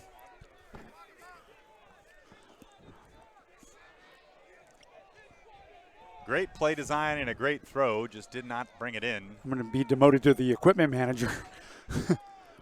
Going for a field goal here. This is going to be 33 yards-ish, right about that. This is Magnus Waddles, number 86. A great football name, Magnus. Here comes the snap. The hold is down. There's the kick. And it is no good. Interesting on the roster here, 3 different kickers. Giovanni Esparza, the kickoff specialist. Antonio Ramirez, the kicker punter. And then you have Magnus Waddles, the field goal specialist. So 3 roster spots taken up by special team guys. Nice. Don't see that very often. Got some depth. I'm going to take a picture of these settings so I know what we did last week. But we didn't change them from this week. So I tried a couple of new extensions on the software. So, like, if I wanted to draw a line and show somebody a telestrator or whatever they call that, I can do that. And there's also an instant replay. I could go back as many seconds as I want to. So I just got to set it up. I put both of those in and then my microphone. So maybe they're not communicating well. Knights ready to start here with 3 minutes and 6 seconds left. It's going to be Boston to the left side, and he's going to be knocked down right about the 20, maybe a yard. He ran into a train by the name of Sayose Finu. Fina. I was close. With a name like that, they had to change it to Moore. I was going to say your name, but I forgot your last name in that split second. Oh, that's all right. No one ever pronounces it right the first time anyway. What do they say? Oh, well, if you look at my name on paper, it looks like it should be pronounced differently than it is, but it's actually very simple. 4 wide receivers here for Wickard on 2nd and 9. He's looking them over right now. 2:26 left to play first half here at Butte College. Over the middle, caught by Gable. And about a 6-yard gain. It'll be 3rd and about 3. Josiah Gable, first catch of the game there, number 80. Pass is complete to number 80, Josiah Gable. And a manageable third down here for Shasta as they try to keep this drive going. In the 2-minute drill here, but not in a hurry. Trailing 9-0 here in the first half. A hard-fought ball game down in the trenches. Has been very physical. And the Knights defense has kept him in this one. We've got a 3-receiver bunch to the right. Kentrell Petit, the lone wideout, to the left here. Wickard looking to throw. Steps up in the pocket. That's the guy on the right-hand side. It's Boston's complete. Got it. And he's going to be short of the first down. Threw it to him out in the flat, but he had a couple Roadrunners right on him. And it'll be fourth down now. Flag on the play at the end of the play on the far side of the field. That'll be a 5-yard penalty against the Roadrunners. Ah, so they did get him offsides. How you doing, gentlemen? How you doing? How are you? So a first down for Shasta following the penalty. And from the 33, it'll be 1st and 10. Got a couple of young kids. What do you say? They're about 7, 8. Just staring at us like, what are you guys doing? We're having fun. That's what we're doing. Look at, he's looking at the corner of his eye. In the Wickard air. looking deep. Got James Lee. It's caught. He's gone. Absolutely gone for a touchdown. James Lee with a remarkable catch all the way downfield, and there's not a flag on the play. 67-yard touchdown, Wickard to Lee, and just like that, it's a 3-point ball game. How about it? That's a little momentum they needed. Longest play of the year in the passing game for Shasta, and it couldn't have come at a better time as the electric James Lee gets one over the defense, and Wickard puts it on the money. 10th touchdown pass of the year for Hoke. And the Shasta side of the field going nuts. Ramirez on for the extra point. Funderbunk, the snap, the hold. Kick is up. It's and perfect. It's good. 9-7 with 1:02 left to go. And who needs a 2-minute drill when you can just do a 67-yard bomb down the right sideline? That's right. James Lee, what a remarkable catch and a perfect pass. So the Knights trail by just 2 points here and 1:02 left in the half, and we got a brand new ball game, folks. Knights have already blocked 2 punts. Yeah, they forced did. a fumble, and now have scored on a long passing play, and this is anybody's ball game. We've got a good one for you here, folks. Exciting play there by Lee to get behind the defense, and you felt like there was a big play brewing. Coming. They've just the running game. They've been up, almost daring Shasta to pass, really wanting to slow down Boston and McCree. That was good for the confidence of Hoke, too, because, he's had some difficulty throwing that ball the last couple of games and putting it on the mark, and that one could not have been more perfect. Knights with a tough loss last week with turnovers and had the lead in the second half. Were unable to hold it. And you're storming back here, down by just 2 now as we are close to halftime. Line drive kick there is going to be Squibbly, wobbly. They'll pick it up at the 5, and he is on the move, and that is going to be Cooley, and he gets through everybody, and he's still going. Cross midfield down to the 40. He finally ran out of bounds. just weaving in and out of tacklers there, and he's over midfield. Another great return for Butte. Did I not tell you before the game that kid was the one to watch? He's fast. And I don't know who the special teams coach is for Butte, but he's doing a heck of a job today as they have had great field position the majority of the game and have had great kick coverage and returns. The execution has been phenomenal. Look at that offensive line. They all ran out together at the same time. Big. Lindquist with 3 wide receivers and a tight end. He's going to throw it. Looking to the right. Under pressure from Calhoun Ray. Now he's throwing it with a man wrapped around his feet. That's Kelsel. Tried to get it to McMahon there, and he just passed the point of being able to reach it. He had to reach back, and no good. Torrin Calhoun Ray made him step up, and Kelsel made him go down as he was throwing, and it'll be incomplete. They had their hands on him when he threw it. This Shasta defensive line has shown up once again here, making plays here. Ball is at the 44-yard line of Shasta. 2nd and 10 as they'll spread them out with 5 receivers and nobody in the backfield.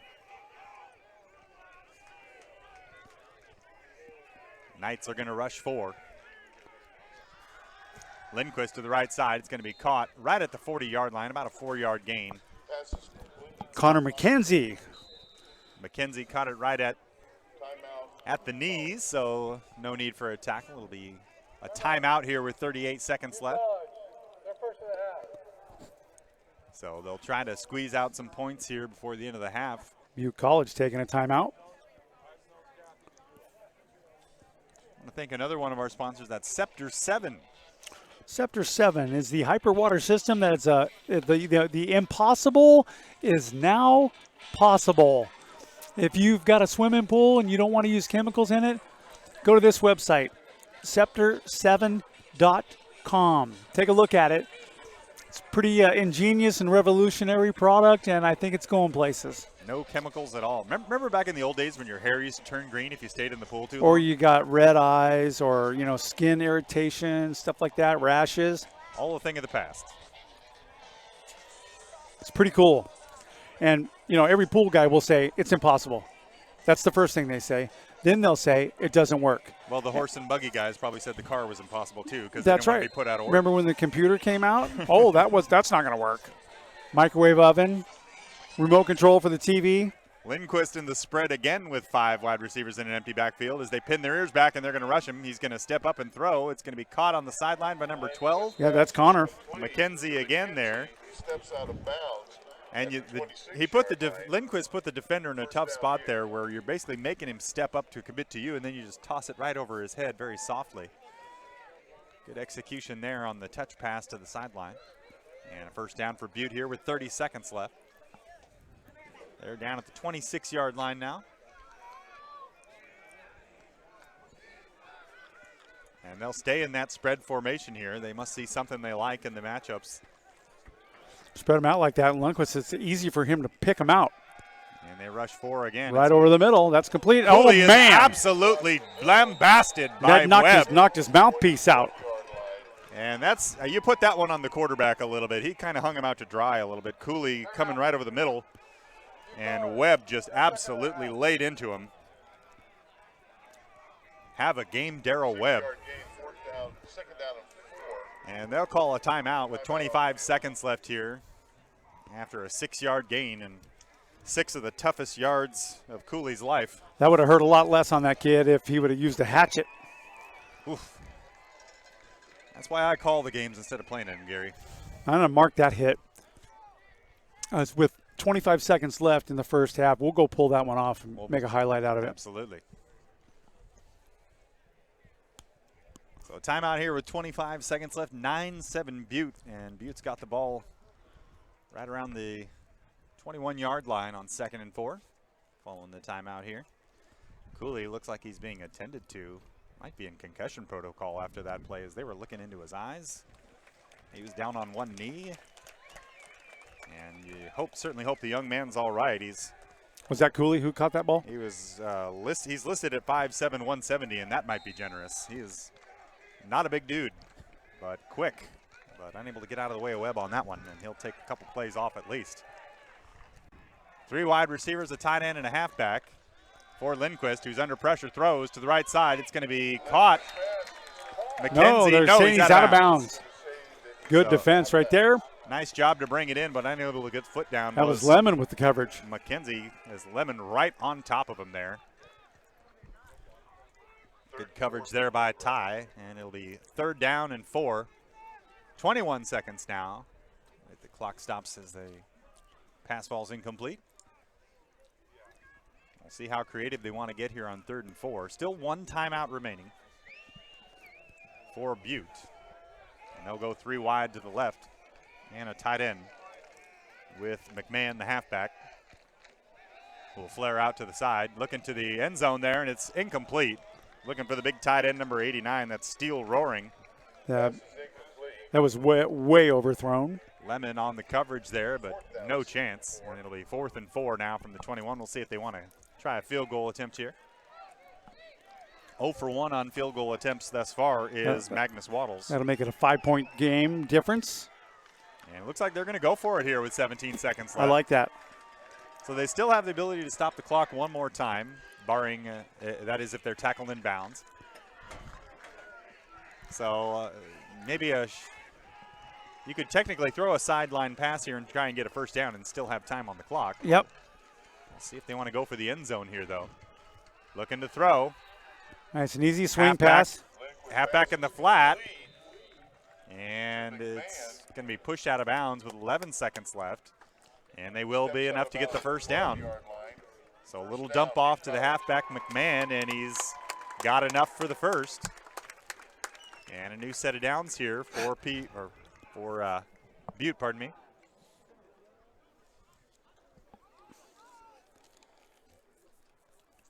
Ball marked about the 13, so first and 10.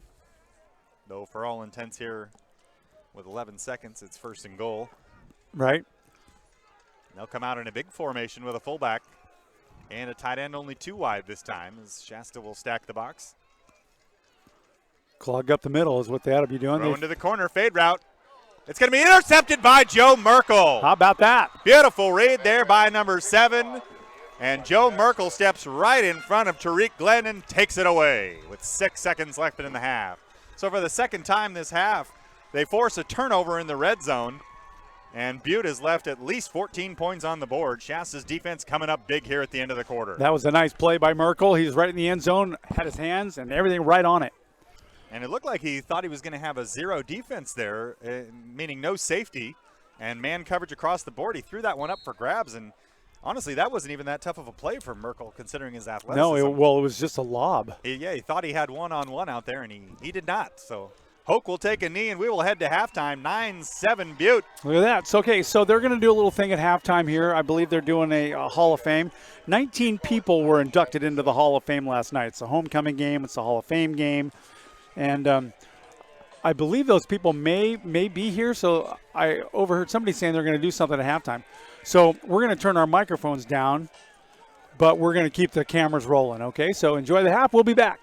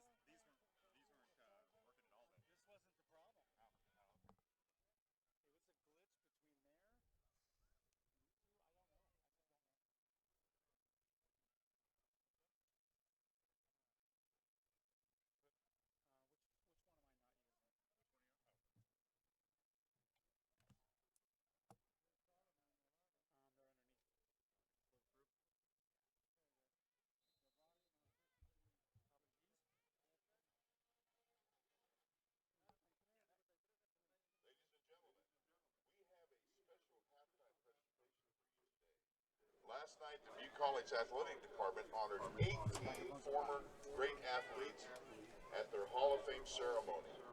We would like to recognize them and their families this afternoon, starting with Tim Kuykendall, baseball. Brian Herman, baseball. Carolina Ruiz Lopez, basketball. Matt Weston, football. Hydrating. It took you a long time. What are you Is that doing? an armatron? That's like classic. No. Time it. Keeps on licking. Keeps on. Yeah. Look what I have. What's it got? Eric Weston, I got one. I gave it to a football. kid. I forget who signed it. I gave this little kid one. He didn't have one. He could have grabbed it. Donnie Taylor, I know. They still have more, I football. think. No, I'm not gonna give I him. got gold ones. I can't give it up. I give it football up. Roy Sherrard, You know I'm in bad football. shape. I can't get up the hill without taping them too. His son's number 53. Devin Is Kelly, he a kicker on football. us or Yeah, us. Didn't his friend? No, I can't. It wasn't his friend. Sanchez. Center. We beat. I told him, yeah, we beat your team. Yeah. Jesse Henier, football. Where'd they all go? They all bugged out? Yeah. They're bugged down the hill. Sean Moore, basketball. So I gotta tell Jeff, I'll pick him up. I gotta get his committal. Garrett Ross, Yeah, he told me he football. would. He goes, if you or Neil pick me up, and I told him I can't. I could, but I'm Marty there at Johnson, 9:30 for the football. Early, what do you do? board of director meeting. Right, so 11? Misty It's Howard, supposed to be there Wigan, 11. Right, so you can basketball sign and him in softball. Yeah, I don't know what. Devin Hills, basketball. Hawaiian what do they call it? Don called me and I never got back to him. I wonder if he didn't get my Football. I called him. He said the letter was mailed before the meeting.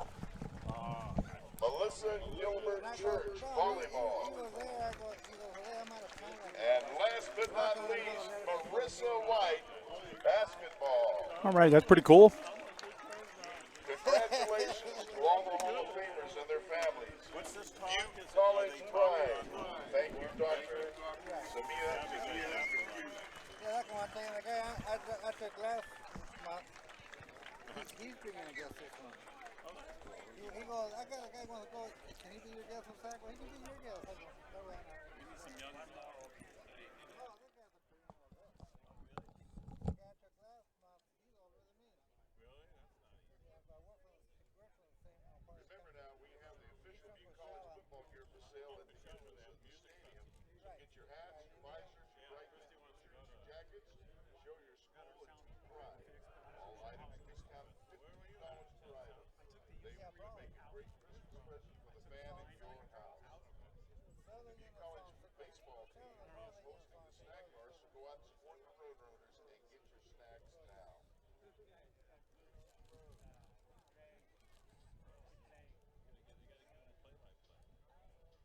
What do you do during halftime? Quit talking on the radio? What are they listening to?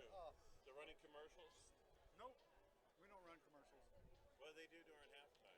Well, right now we're just showing the video of what's going on, but see with this music playing, it's copyrighted music. So if my channel picks it up, I'll get a copyright strike on YouTube, and if I get 3 of those, they'll shut me down.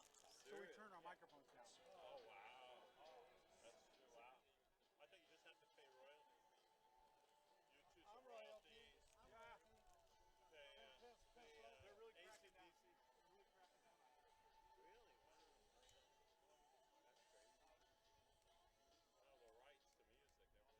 Wow, the rights to music. They shut us down during the Santa Rosa game. Oh, yeah, from Shasta? Because over there at Santa Rosa, they play a song after every play.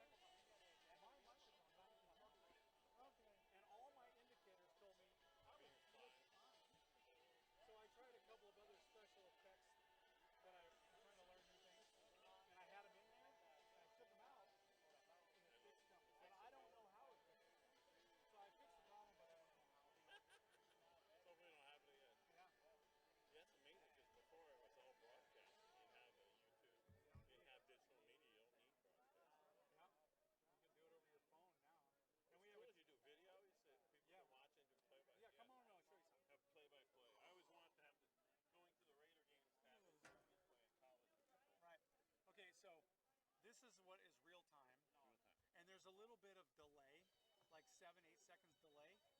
So that's what people who are watching are seeing. Okay. But this is about 7 seconds ahead of that. Ahead of it, okay. And then I also have a chat room going on here too. Oh, that's neat. People will comment. So this tells me that I got 64 people watching right now. And they're all talking. They're all talking. Like I didn't have the scoreboard. I didn't have the right something on the scoreboard. So somebody corrected me. And I said, thanks. I can use your help. If someone's sleeping in the scoreboard, it's taking too long to update the play-by-play. Right. The down says it's still second down. No, it's third down. No, and we don't do that stuff. But I have, I can't tap into their scoreboard for the timer. So I don't have any time here.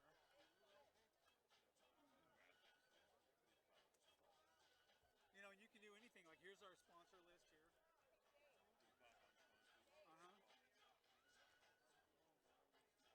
Yeah, and I have a bunch of them. But just this year, we have stopped playing commercials and we're doing them live. So we don't do the. We'll be right back right after this because we're trying to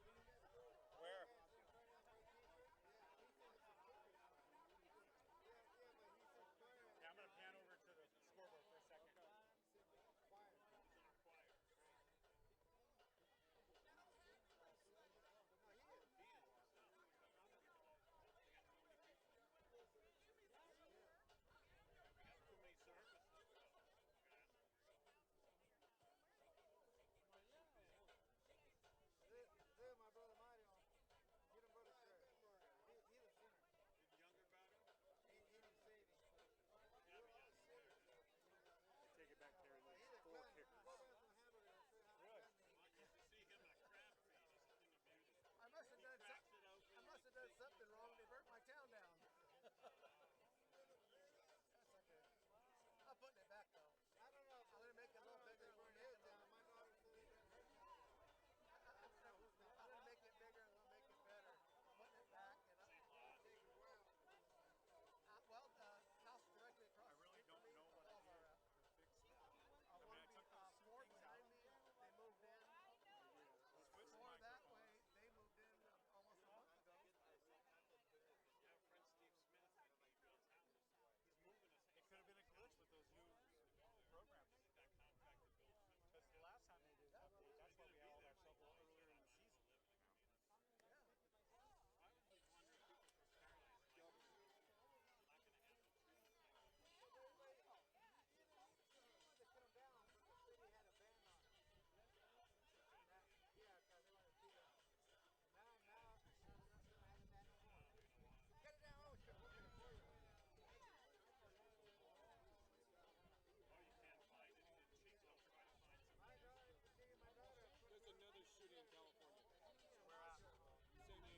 San Diego. Where was it? At a school, college? School. I ended up in paradise because 20 years ago, I said to my wife, we weren't married yet, but I said, they're raising the rates at that market complex. So buy me a $100,000 house with a $700 a month mortgage. That's my idea, okay? So she's a secretary. She went searching and she found a $107,000 house with a $750 mortgage. Perfect. That still fits the bill. And then we moved in October, and in November on the 18th, we got married in the backyard. Brought a preacher up there, said, "Marry us." And then the fire was 10 days before our anniversary. I went there to, but we'll shoot it in next year by our anniversary. Yeah, I might have had to bring your yes. Tell me where you will. I have AAA, and they work well with us. I talked to other people that had AAA, and they were having problems. Maybe it's just the adjustment you get. I don't know. My wife used to work in the insurance industry for 20 years, a long time ago, so she has an idea of what and how to do the process. And, you know, there's certain things that you got to do and make sure you get everything you're supposed to get. So if there's some people don't realize you might have a little something extra. So I have a neighbor who has a company, and that's what people go to him and ask him. Yeah, and he's a professional insurance adjusting company. We'll give you a windbreaker. Windbreaker, no, that's small. You won't feel it. That's right. I got an unlimited storage. Players are back. Yeah, he got the big one. Not so fast. I'll buy it. Sorry. Sold. I'll go 10.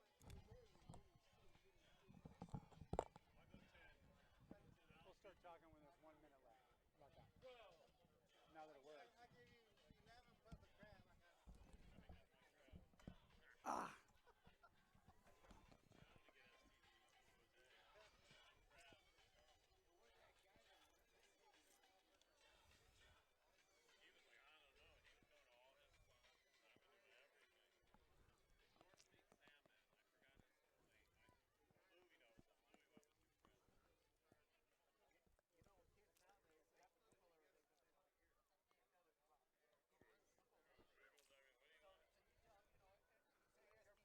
I mean, what do you want? So you tell them, you know, say SD. Yeah. So you tell them SD, they go, oh yeah, my daddy's soil treatment.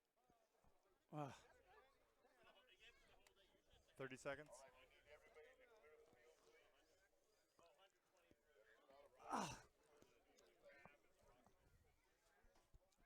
Keep sinking in that chair.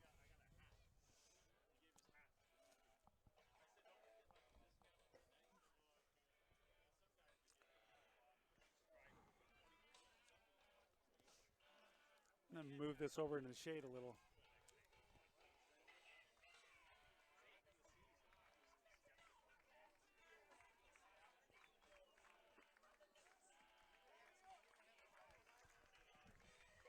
God. Zoom out. There it goes.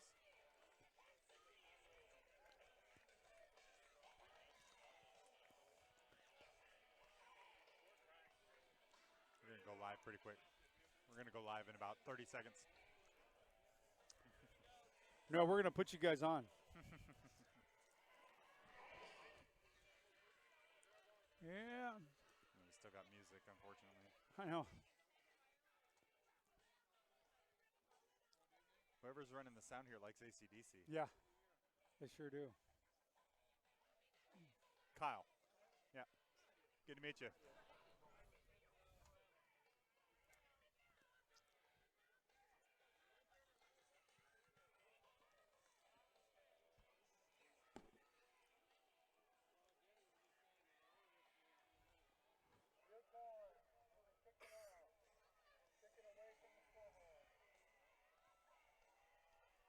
We've got the back of a dude's head. Yeah, it's okay. Whatever. All right, turn that devil music off. Ready to go. Just about ready for the start of the second half here. Shasta will be receiving, trailing 9-7. Hey, Justin, get a picture of our friend Mario here. We just met him. Nice guy. We didn't talk to him until the whole first half until he offered us cigarettes and booze. I'm kidding. I'm kidding. Nice to meet you, Mario. Thank you, man. You guys are kind. Very nice. Great. And then Neil. I don't know what to tell you about Neil. Great turnout here in Chico. Neil looks like he needs a walker.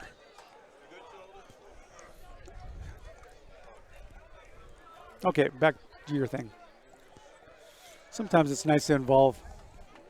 Welcome back to the second half of today's action. Great atmosphere here at Cowan Stadium in the new updated sports complex. It's just the neatest place. Beautiful. There's a big grassy knoll area over to our left. You got time to get it? Well, we'll get a picture of that. I don't mind saying either. Best snack bar / Really? food options. What They had food going 2.5 hours before the game here, and they've got a whole covered area over there. They're Yep. doing hamburgers, everything else. Top notch. All right, well, I'll be back later. Yeah, I might hang out after the game a little bit here and get some. Okay, here comes your boot. The Knights will take the ball, and that will be Going bounced to off, be McCree. bounced off his chest and forehead. He gets through and out to about the 23-yard line before he's brought down, and that's where the Knights will start the second half. First time we've seen Matt McCree on a kick Right. return there. So they'll start right, as you mentioned, right around their 23-yard line. And Knights had a long 67-yard touchdown pass to James Lee in the closing 2 minutes of the first half to put themselves on the board. And we've got a 2-point ball game, an exciting first half, and we've got a great second half on tap for you here as well. As the Knights will take over at their own 23 with 3 wide receivers. And it looks like Boston is the halfback.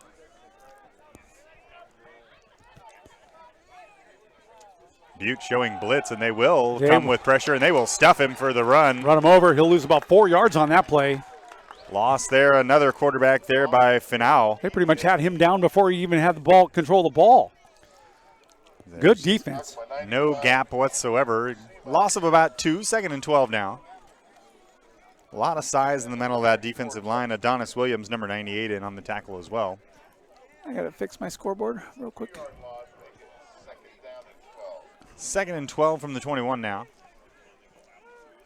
Wickard with 4 wide now.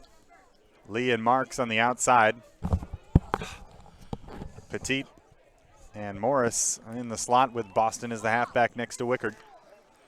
Looking to throw to the right side, looking for the sideline. It's going to be intercepted. He's going all the way. And that's a pick 6, unfortunately. Headed for the end zone. Cliff Jackson brings it all the way back. Touchdown for the Butte Roadrunners. Just telegraphed that out pass all the way, and Jackson just leapt right in front of it. And an easy there's a 6 late there. there's a late flag out. And we'll get an excessive celebration penalty here. So that'll make it 15-7 Butte here. No, they'll get the score, but they'll just get penalized on it. Yeah. Sideline warning. 2-5. So a sideline warning for Butte as they're all pretty pumped up about that defensive touchdown there. And Yeah, they were. That guy had no one near him. so nice play by Jackson to opened the scoring here for Butte in the second half, and extra point on the way. And that's a up pretty and good kick. It is good. Yep. 16-7 Butte as they extend the lead back out to 9. And with just 59 seconds elapsed here in the third quarter. They are setting the tone for the second half. The Roadrunners coming out fighting.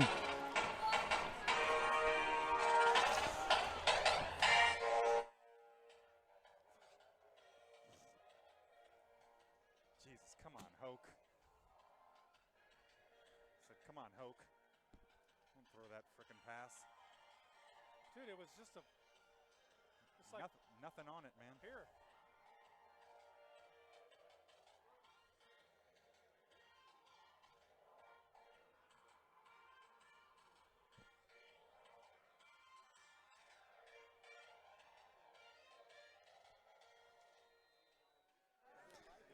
All right, we'll go for another kickoff here. McCree and Smith back to return. Nick Smith back there with Matt McCree. So we'll see the kickoff forthcoming here from number 87. That's Sam Smart. I was actually wrong, Gary. There's 4 kickers on this roster. There's some depth for you. Kicker/punters. There's the boot right there, and that's going to go to McCree. He'll take it right at the 10. I'll take it. Right back him. He looks to the right, but now he's going backwards, and he's going down. What a great pursuit right there by Terrell Goodwin. Tried to find some room back to the middle, but no cutback lane whatsoever, and they'll start inside their own 20. That's some good special teams right there because McCree is fast. Goodman just tracked him down. Been very impressed with the special teams on both sides of the ball for Butte here today. The Knights will start at their own 12-yard line now.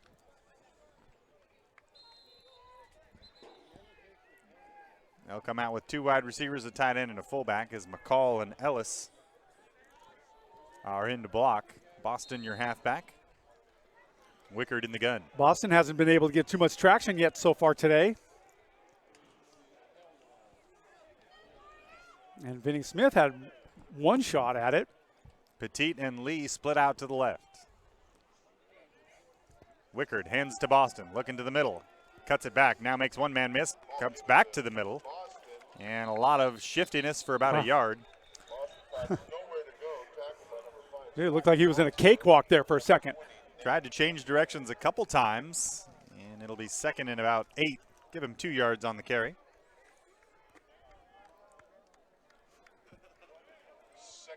Knights have had a hard time moving that defensive line around and opening creases for the running game.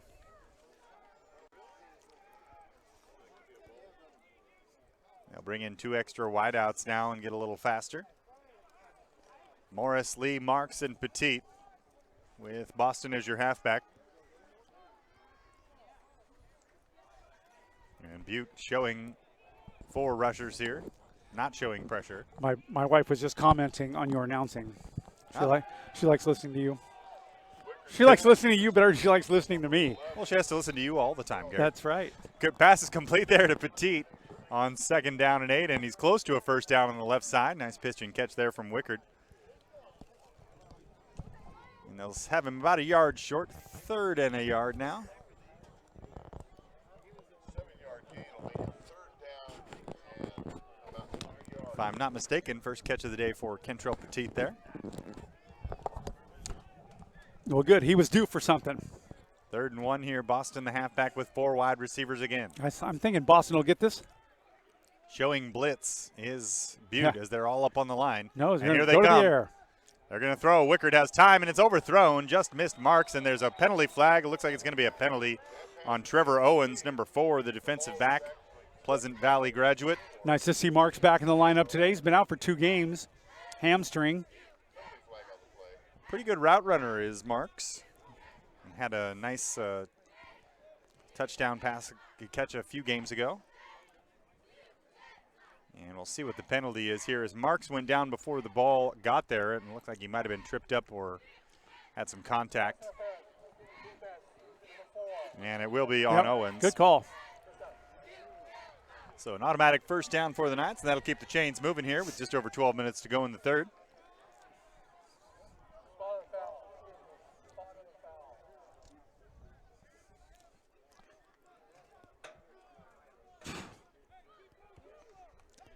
So they'll mark the ball right at about the 28-yard line. Penalty against Butte gives Shasta a first down.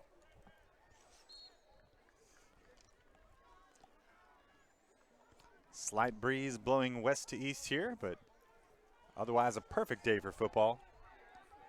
Knights looking to climb back into this one, trailing by 9.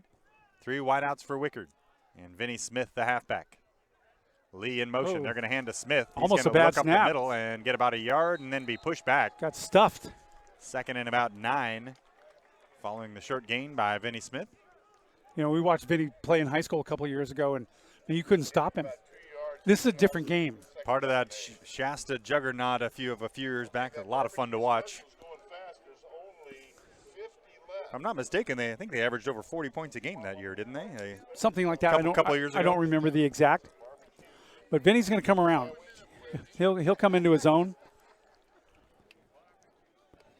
Knights looking at 2nd and 8 from about the 30, so they gave him 2 yards on the play.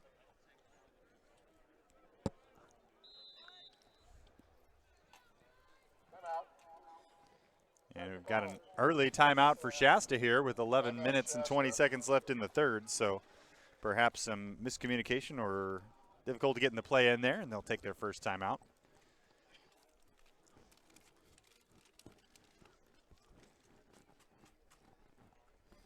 I want to thank everybody listening to us both in Northern California and all around the United States, whether it's your friend or family member or just somebody you know playing for Shasta here, or you're just a fan. Appreciate you spending part of your Saturday afternoon with us here in beautiful Chico, California.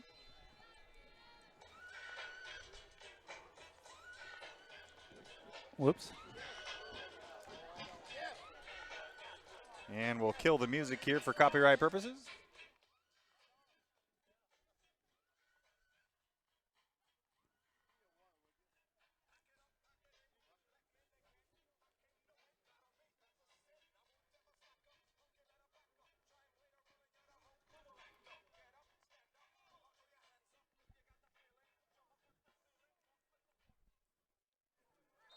Second and 8 here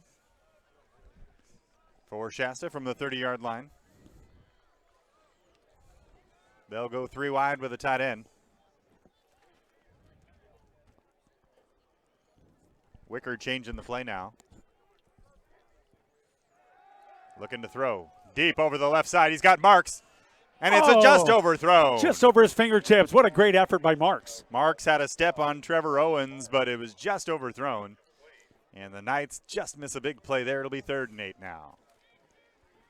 So credit the play calling here. The running game has not found much purchase, and they are testing this secondary, and there are opportunities there.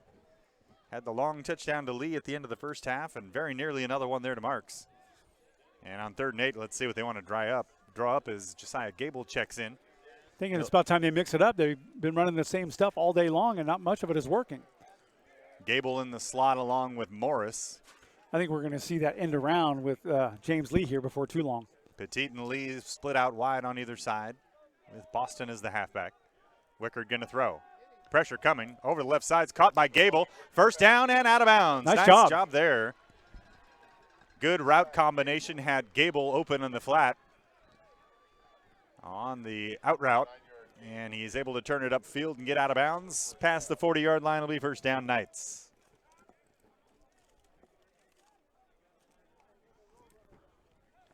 They'll mark him right around the 39, actually.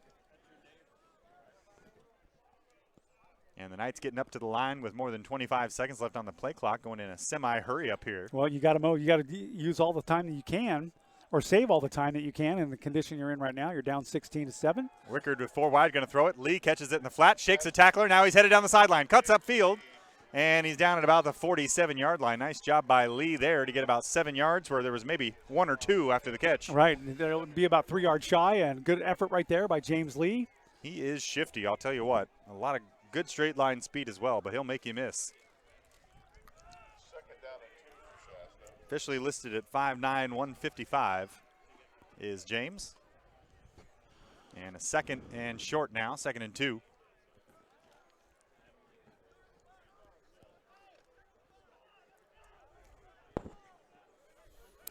Anytime I see James Lee in motion, I'm thinking that end around's coming.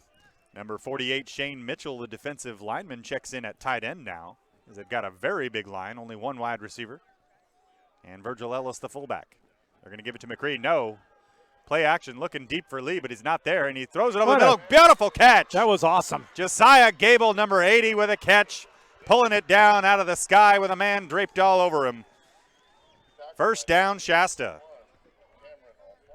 Good throw, even better catch, as Gable had to fight for that one, and he comes down with a first down at the 42-yard line.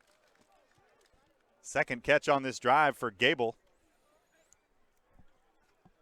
And the Knights will go in that semi-hurry-up again here with over 20 seconds left on the clock. Big formation here with Lee out to the right. Two tight ends and a fullback once again with Mitchell in there. They're going to give it to McCree. And he's going to follow his blocks forward for about 4 yards over the right side, maybe 5. So Shasta just saying, forget it. Let's line up in the big formation and smash mouth a little bit here. Just keep doing it. I mean, just punch it. 2nd and 6 after the gain of about 4. Ground and pound, they call that. We've got a player down for Shasta on the field, and we're going to have an official timeout here. And that's McCree. It is McCree. As didn't see anything during the run that might have caused an injury there. Might have had somebody fall along the back of his leg, or doesn't look to be favoring it. Not sure what the situation is there, but certainly hope he's all right. Glad to see him able to walk off under his own power there. Hey, Justin, while we're waiting for this, can you just give a panoramic shot of the whole facility all the way over to the grass over here real quick? Just give you an idea of what's surrounding us. It's a beautiful little grassy knoll over there, some kids playing, people watching the game. And then the new building, of course, which we saw earlier. And then just to the right of it, that barbecue place, picnic area. They've done some really neat stuff here. Okay, back to you. There you go. 2nd and 6 now. Knights come out in that big formation once again. It's going to be Boston over the left side. He's going to follow the guard over the...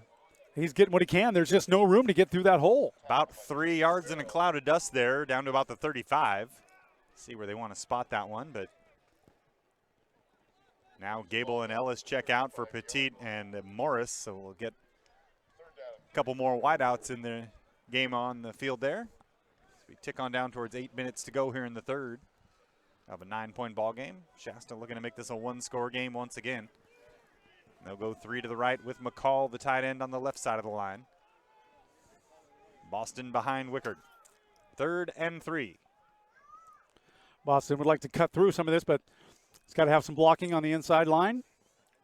Petit in motion now. Here's the throw over the middle, and it's going to be tipped and nearly intercepted by number 44, Siaosi Finau. So it'll be 4th and about 3 from the 35, and probably 4-down territory here. This would be about a 52-yard field goal. It's a long kick, but I've seen him have that range. Ramirez, one of the better kickers in the conference, and they're going to go for it here on 4th and 3. I like it. Well, the way this drive's been going, they've been in a decent rhythm. They've picked up a number of first downs. Boston next to Wickard with 4 wide receivers now. Petit and Morris in the slots, Marks and Lee on the outside. Wickard going to hand off. No, he's going to throw it over the middle. Caught by Kentrell Petit. No, it's going to be dropped. Oh, man, he had it for a second. A diving attempt there by Kentrell Petit is going to fall incomplete, and that'll be a turnover on downs for Shasta. Couldn't haul it in. And with 7:44 left, Butte will take over at around their own 35-yard line. So a decent drive there for Shasta. Comes up empty, and the defense will take the field once again.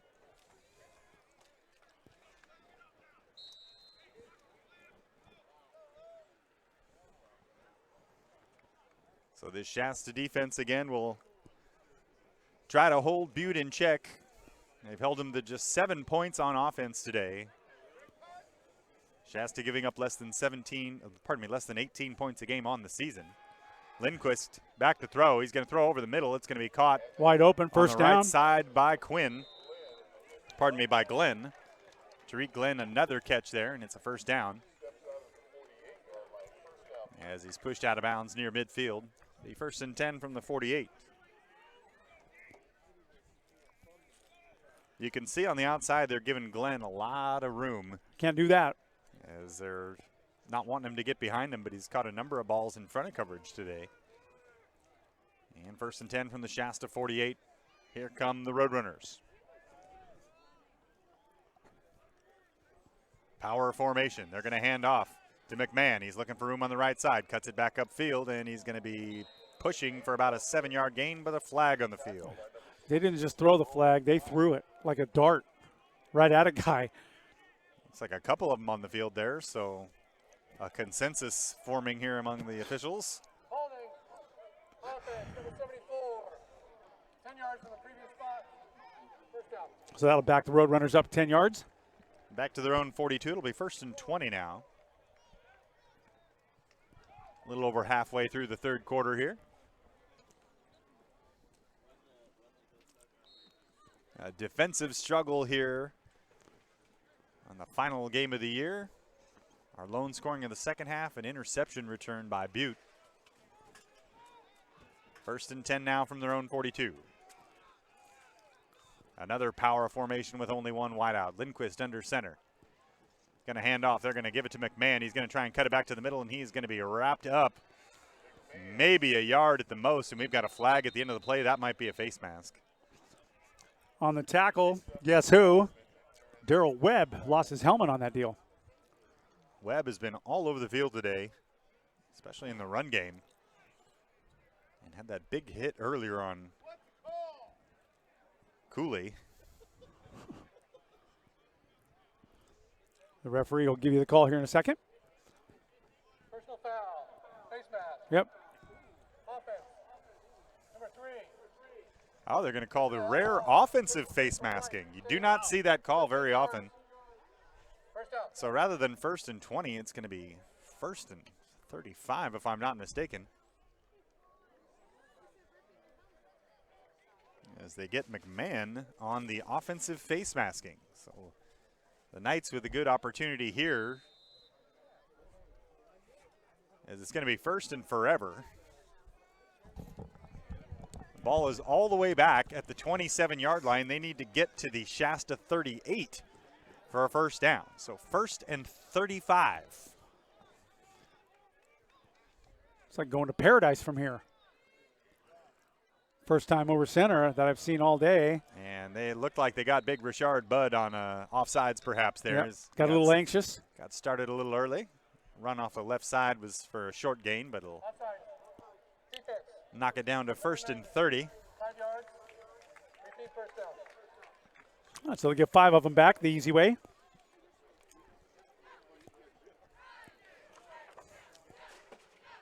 Budd been in on a number of plays earlier today in the run game. Done a pretty decent job clogging up the middle. Not a lot of room in the run game for Butte here today. Most of their damage they've done through the pass, with the exception of the one long run back in the 1st quarter. This is a good way to do a program. I like it. Yeah, we're liking the handouts and materials here from Butte. Very, very good operation here. And the hospitality. Craig Rigsby was our contact. We called him on Monday. He called us right back. He says, we'll take care of you. And once we did here, he already had us set up. He caught it. What a throw by Lindquist, but he's out of bounds. Oh. Tariq Glenn had the ball thrown to his back shoulder on a nice out route, but he was unable to get the foot down, and it'll be incomplete. So a pretty looking play. Goes for naught for Butte, and it'll be 2nd down and 30 now. So a couple penalties for Butte have really put him in the behind the 8 ball here. They've backed him up considerably here. 6:56 left to play in the 3rd period.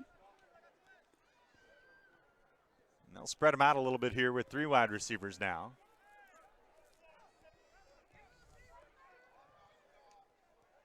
Lindquist looking to throw. No, it's going to be a draw play to McQuaig, and he's going to be brought down by Kelsel. There's a flag down on the far side of the field, too. Maybe a yard at the most. That's Avery McQuaig on the carry. Limited action for him today. Illegal formation on the offense. 5 man in the backfield. 2nd illegal formation penalty we've seen today. So Butte very creative with their offensive sets, and a couple times today too creative. Or somebody forgetting which spot they're supposed to be in.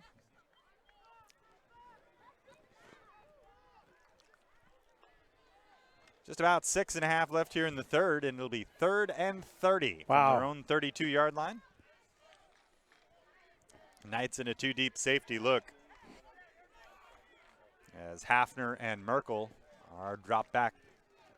Lindquist going to throw, looking over the middle. Now he's being rushed. Now he's going to scramble, and he's got Parker and Roach chasing him down. Pardon me, it's going to be Tavian Wallace on the tackle, number 31. Yep. And it'll be 4th down and long, and they'll have to kick it away. So the Knights, sometimes when the other team is making mistakes, you just stay out of their way and let them keep making mistakes. Well, you couple that with some pretty good defense, and you get a little bit of a break, which is what they have right now. So a drive that was all the way down to the Shasta 48-yard line. They'll now punt it away from their own 47. Standing back to receive that kick, Cantrell Petit at the 20-yard line. There's the snap. And a Gets it decent off. kick. Very nice kick. Petit's just going to move forward and let it bounce. Oh, it takes a great road runner bounce right there and goes down about the 6-7 yard line. First touched at about the 7, and that's where the Knights will take over. With 5:30 left here in the third, trailing by 9, anybody's ball game here. And what has been a hard-fought contest here. Points hard to come by. Yeah, they are. But an exciting game and a lot of very physical football, especially at the point of attack here today. You have the feeling that this might be one of those games that comes down to 1 or 2 big plays. Could come down to a field goal. And Shasta will have to go 93 yards if they are to make good on this drive. Wickard with 3 wide to the left and 1 to the right, with Boston as the halfback.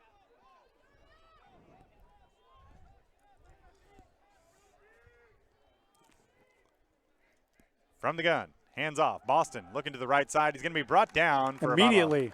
A loss down to about the 5-yard line.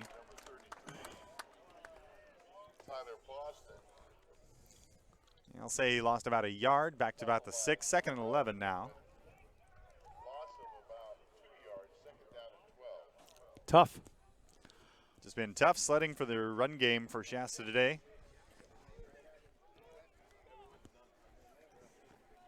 Second down and 11 now as we tick under 5 minutes. Here in the third, they'll spread them out with 4 wide receivers.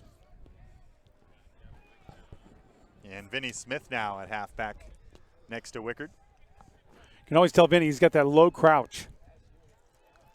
I can identify them by their shoes and how they stand. Wickard going to throw, and it's incomplete, looking for Deshaun Hayes. Had to hurry the thing, and it was just a terrible throw. Under pressure there, and it'll fall incomplete. 3rd and 11 now.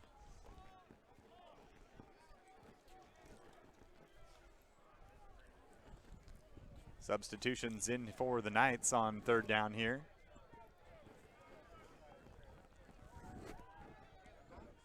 We'll see what Coach Hamilton wants to draw up here on 3rd and 11 from his own 6-yard line. And how aggressive you want to be here in the shadow of your own goalposts. 4 wide with Boston as the halfback again. They bring pressure. Here comes the rush. It's caught over the middle, and he's going to be just shy of the 1st down by the looks of it. Be out to about the 16. Petit. It depends where they're going to spot this, and this might be a Shasta-friendly spot. They're going to say a 1st down. And the crowd not liking it, and I don't blame them. Looked like Petit caught the ball and rolled out to about the 17, but that's where they're going to spot it. And a minor break for Shasta there. It'll be 1st down. They'll actually mark the ball about the 18-yard line. And Wickard will get another set of downs to play with here. 2 tight ends now in the game and a large line. They're going to run it again. Here's Boston to the left side. Now finds it a little room to the 2nd level, maybe about 4 yards before he's stopped there. Decent gain on 1st down will make it about 2nd and 6.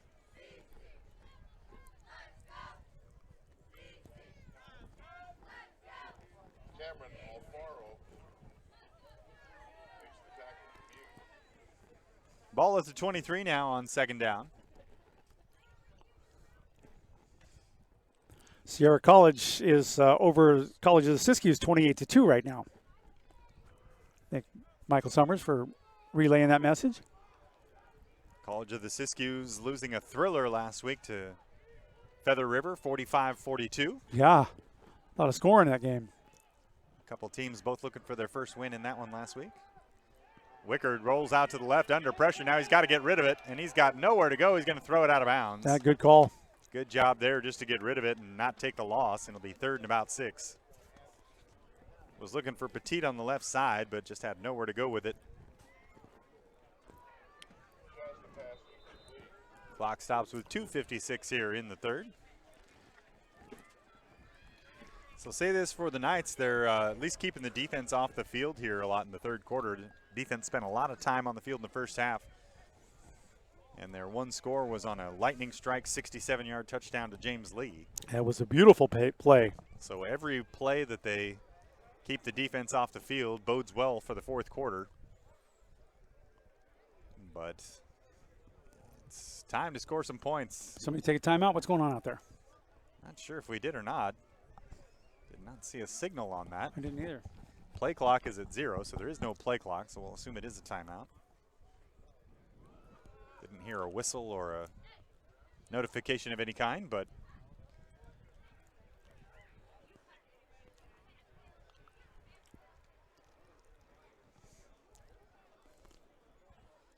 breeze starts to pick up a little bit here as the game goes on. Ball is right at the 23-yard line. It'll be 3rd and 6 when we come back.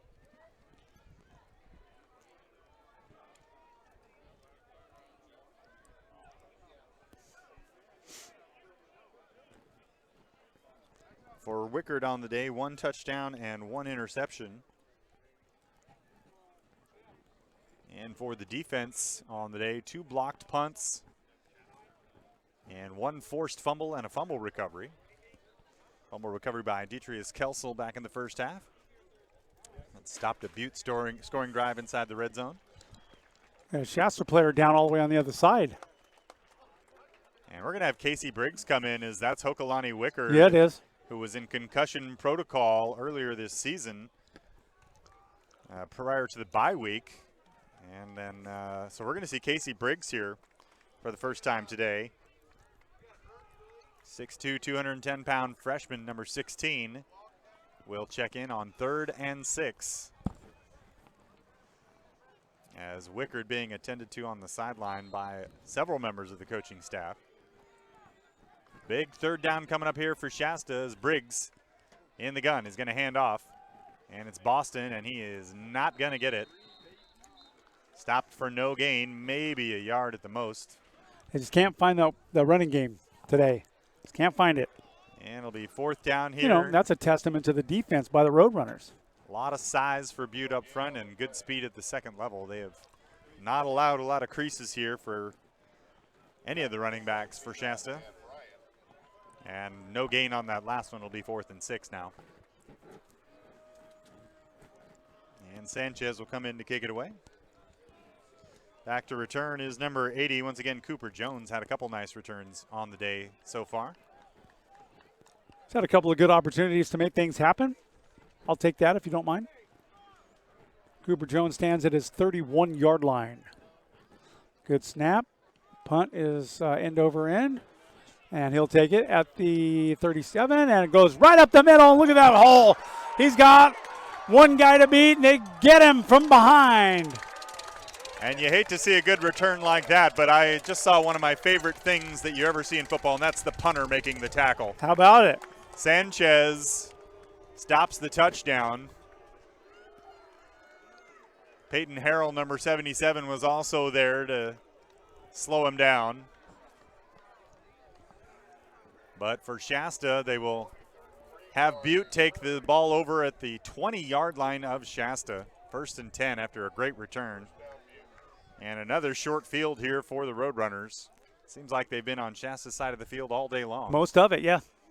And they've actually started at least 3 drives that I can recall on the Shasta side of the 50. So they come out in a monster formation here. All offensive linemen and a fullback. About the heaviest formation they could come up with, and they're going to run McMahon around the right side, and he's going to get about a yard. Kelsel in on the play. Every person on that line had a number 50 or larger. There were not even any tight ends. Probably call that their jumbo package, about 9 offensive linemen. Now they bring in some skill guys and drop some of the weight. 2nd and 9 now. As we head on towards the end of the 3rd quarter here.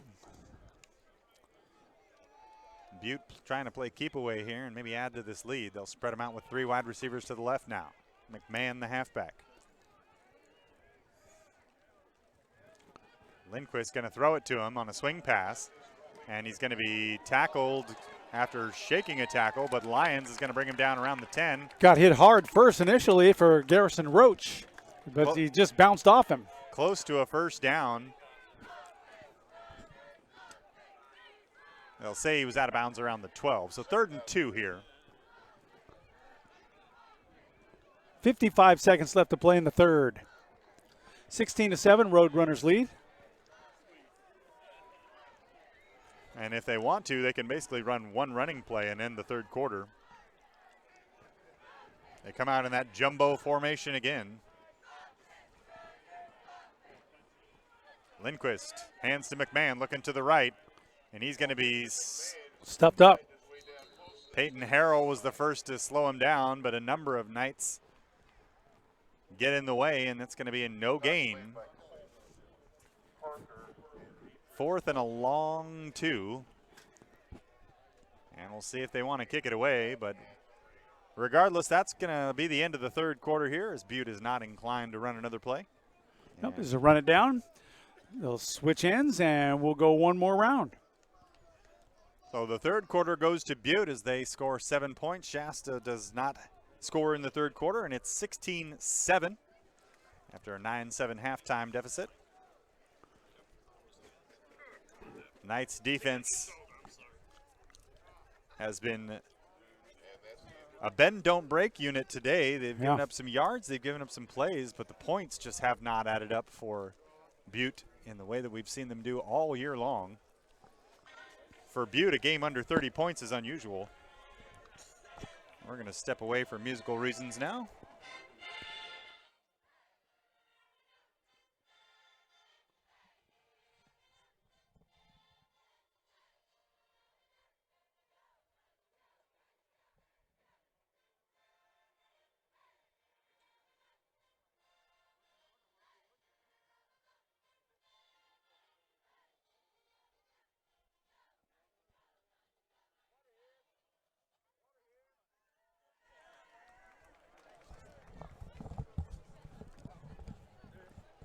Just about ready to start the 4th quarter here in beautiful Butte College. 15 minutes remain in this one here. Good game, 16-7. Roadrunners lead. Knights trying to keep the deficit at 9 as Butte threatening inside the red zone now. 4th down and 3, and they are lining up to go for it here. Lindquist in the pistol formation. 3 wide receivers and a halfback. They're going to pitch it and throw it. It's intercepted. Look at that. The running back threw it, and it was intercepted by Parker. Parker's at the 30, the 20, the 10. Touchdown, Shasta. They're not going to catch him. An unbelievable play on 4th it? and 3. They pitched it to the running back, who tried to throw it back to Lindquist, and the defensive MVP of the season so far comes up with the biggest play of the season. There was a late flag after the play was over on the sideline, probably for celebration or sideline warning or something like that. But give that man, Cole Parker, a tank of oxygen. He needs it. The play of the game, and he outruns the halfback to the house. A 90-yard interception return. And a sideline warning to Shasta, and who can blame him for being excited? The play of the game so far. I'll take a sideline warning for that. Extra point coming up. So in the 3rd quarter, Butte comes up with a pick 6, and Parker says, I can do that too. Mm-hmm. 16-13. I thought McMahon was going to catch him there for a second, but once he got to the 20, there was no way. Good wheels on the defensive Yeah. end. My goodness. Get that guy some snaps at tight end or something. He's like a road runner. Unbelievable play there. I see what you did there. Yeah. So Ramirez in to make this a 2-point ball game. Funderbunk the snapper. Sanchez the holder. Good snap, good hold. Good kick. Good What's kick, 2-point game. 16-14. Shasta cuts the lead with a defensive play of perhaps the year by Cole Parker. My goodness. How about this defense, Gary? My gosh. Interceptions in the end zone, forced fumbles, Two blocked punts. Right? I mean, They're doing it today.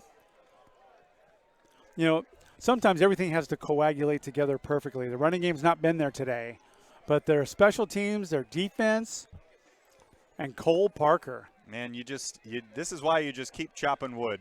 13 seconds into the fourth quarter, we've got an interception return for a touchdown, much like 12 seconds into the third quarter, we had an interception return for a touchdown by Butte. I'm going to write Cole Parker's name in for mayor. That was awesome. And that Shasta sideline is absolutely energized Justin, now. quickly, give us a shot of all of the Shasta fans over in their seats. That was a good crowd. Great turnout here just down the road from Shasta. It was a nice drive this morning. Shasta getting ready to kick off, trailing by just 2 points here. We got a brand new ball game once again here. People come to watch the offense, but defense is the name of the game. Oh my goodness, this is a team that, you get to watch this team all season long. Here's a line drive kick into the dirt. It's going to be fielded by the up man, and he's going to be met at about the 35 and brought down. And is the ball loose?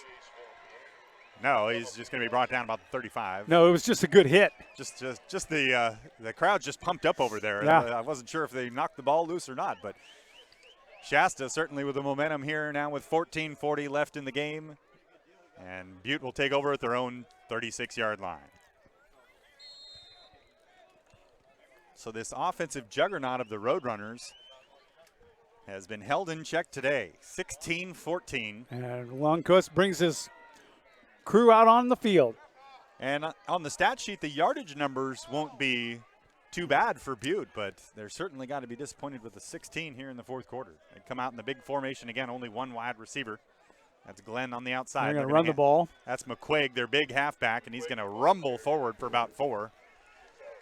Angry running there by Avery McQuaig. Bud, another tackle in on the play there. I'll actually give him 5 on that play, so good first down run. And they forgot to start the play clock, so we're still at 14:40. And for Shasta, we're down by 2. We'll take an extra play, I guess. And we're going to have the whistle blown. They're going to fix the clock. I think they noticed what I noticed.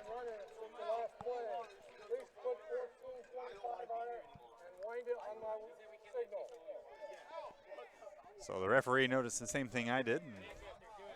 An untimed down there. They're going to run 15 seconds and then run the clock on his signal. So ready to go, 2nd and 5 from the 41-yard line of Butte. 2 wide receivers and a man in motion now back in fullback position. They're going to hand off. It's McQuaig again. He's looking for a room up the middle. He shakes a tackle and he's into the second level. And he's going to be brought down after about 4 Knights combined to bring him down in a good hard run by Avery McQuaig. Good run. Down to about the Shasta 42-yard line. Give him about 15 yards. That's toughness right there. Right through the middle. Merkel, among others, on the gang tackle there, and it'll be 1st and 10 Roadrunners. I know, Thomas, but I told you earlier it could come down to a field goal. And I like our guy. Ramirez, certainly one of the better kickers statistically and range-wise.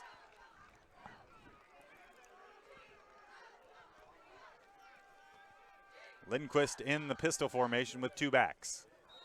And we've got an early whistle, might have a false start here.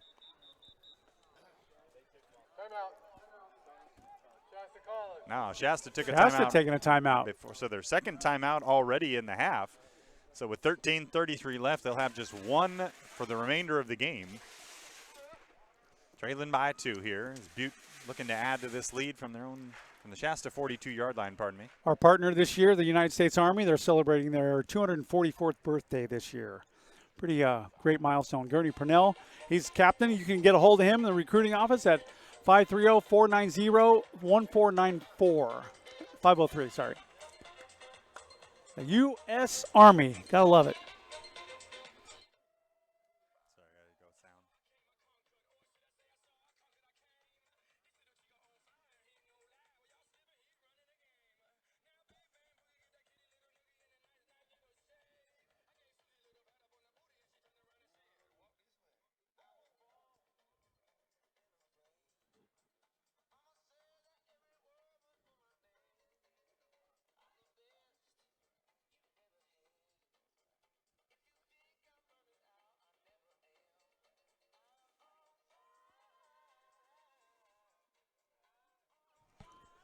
That's the strangest remix to Walk This Way I've ever heard, Gary. I'm with you.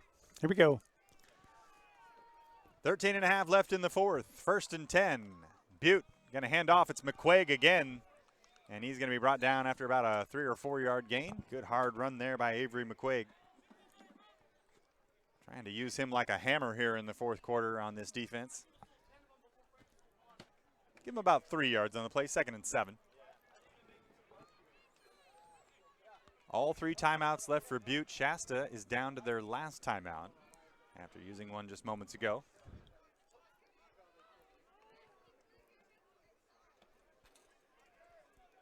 Two wide receivers and 3 tight ends.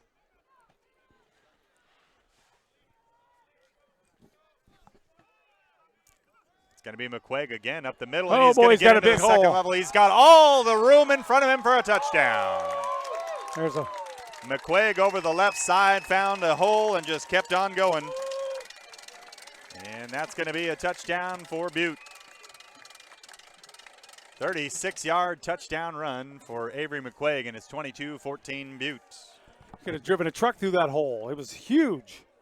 Strong drive there by the Roadrunners to respond following the interception return for a touchdown by Parker. And we're back to an 8-point ball game here, pending the extra point.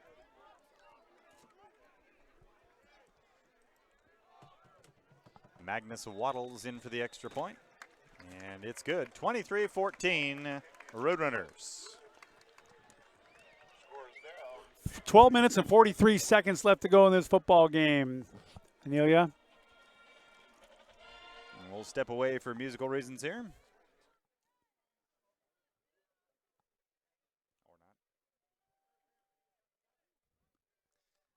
Do we have anybody we haven't read yet today? Since it's our last game, I'm going to try and work everybody in at least once. Hill Collision Center might need one. Okay. About ready for kickoff here as Butte answers the Shasta touchdown with one of their own and sets the lead back to 9 again. I want to thank one of our partners this season, and that is J. Greg Lewis Investigative Services out of Red Bluff. They do all kinds of stuff, but they do notary and legal document preparation and stuff like that. If you need anything in that nature, give Greg Lewis a call. There's his number right there somewhere. Sam Smart, number 87, in to do the kicking here for Butte.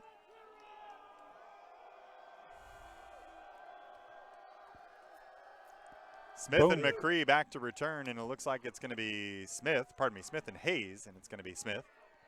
Smith goes wide. Oh, my, he got clobbered. He got clobbered. Tried to turn it upfield, and right as he turned, he got walloped. And that lit up the crowd here. They'll start over right about their own 15-yard line. Russell Dandy. That was a dandy hit, man. Makes up for a penalty call on him earlier in the game as he makes a nice special team tackle there. Another good coverage unit there by the special teams of Butte. And Shasta will start deep in their own territory again.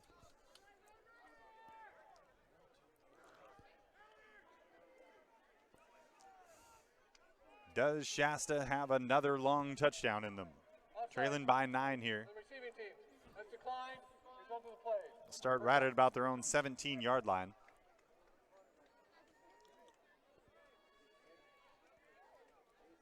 Boston and Ellis in the backfield.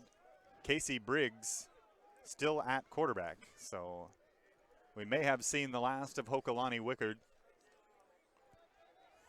who left with an injury earlier in the third quarter. And Briggs in the shotgun with 2 wideouts and 2 halfbacks.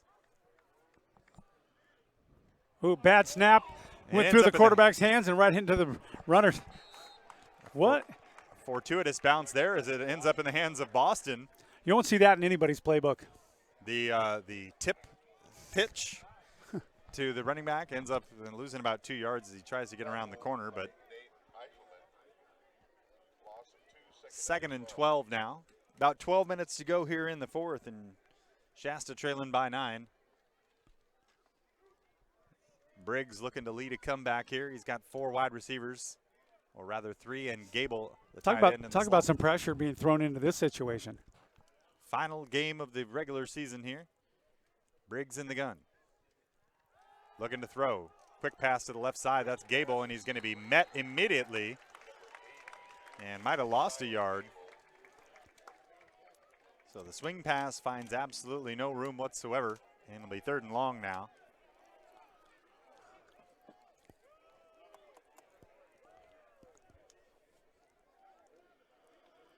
They'll say he lost a couple, and that one will be 3rd and 14 now.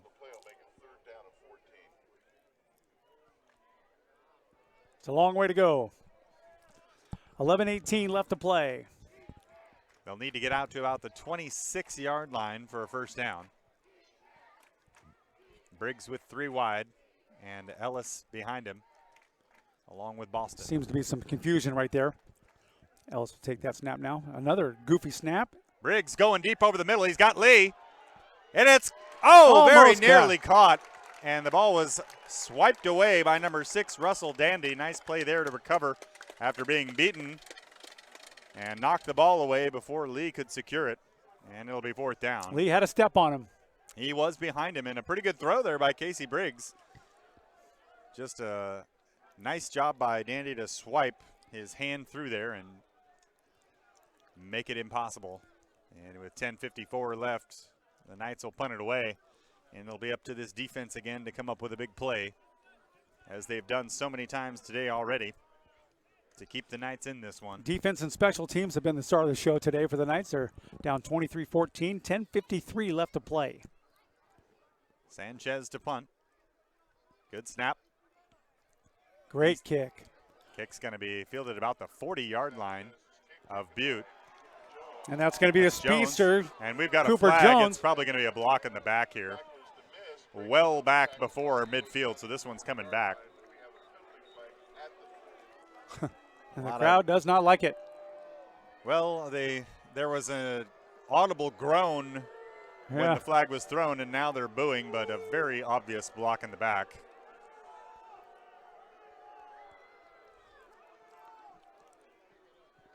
As the ball was returned to Shasta's side of the field, but officials conferring on Butte's end of the field. Here comes the call. There are 2 flags. The first flag is waved off. Second flag, holding. Number 17 of the receiving team. 10 yards from the start of the foul. So they pick up the flag that was thrown in the backfield that looked like a block in the back, and they're going to call holding on Shasta. Ball is marked at midfield as of right now. 10:43 left, and Butte will take over. And we'll likely see more of Avery McQuaig after that last drive. Yep. And that power running game here in the fourth quarter.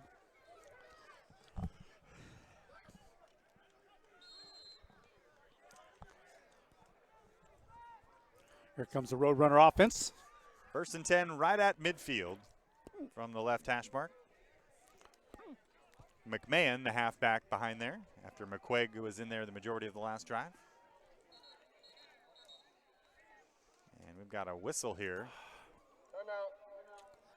You call it. And Butte changes their mind after getting lined up, and we're going to have a timeout here. Their first timeout of the second half. 9-point ball game here in beautiful Chico, California. Kyle DeFore with Gary Moore here, our final regular season game of the year. Shasta looking to go to 8-2 on the year.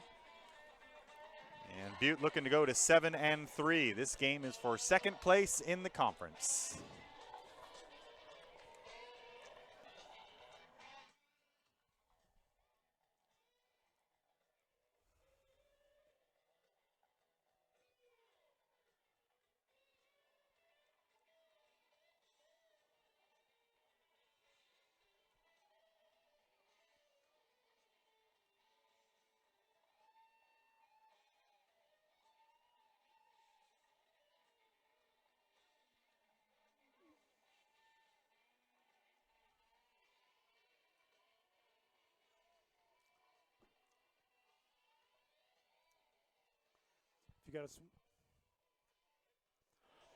If you own a swimming pool or a spa, hot tub, take a look at what's on your screen. Go to scepter7.com and see what that's all about.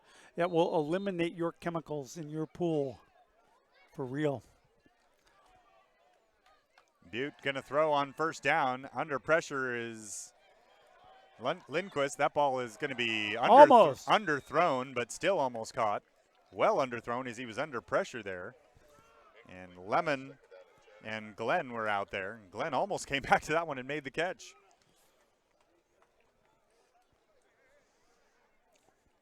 Wasn't able to get his arm behind that one, and it hung up. But falls harmlessly to the turf. And clock stops with 10:36 left here in the fourth. 2nd and 10 now for the Roadrunners. McMahon remains in at halfback. They'll come out with a large formation. Only 2 wide receivers this time. There's a run to the right side. McMahon looking to cut it back to the middle now, and Adonis Thomas is going to wrap him up along with Bud. Nice job there to kind of twist and fall forward, and he'll end up with about 5 yards on the run. Time not on the side of the Knights here, as Butte looking to just grind this one out. What has been a hard-fought football game. I think everybody on both lines, on both teams, is going to sleep well tonight. What's a special day here at Butte College? Homecoming, Hall of Fame game, final game of the season.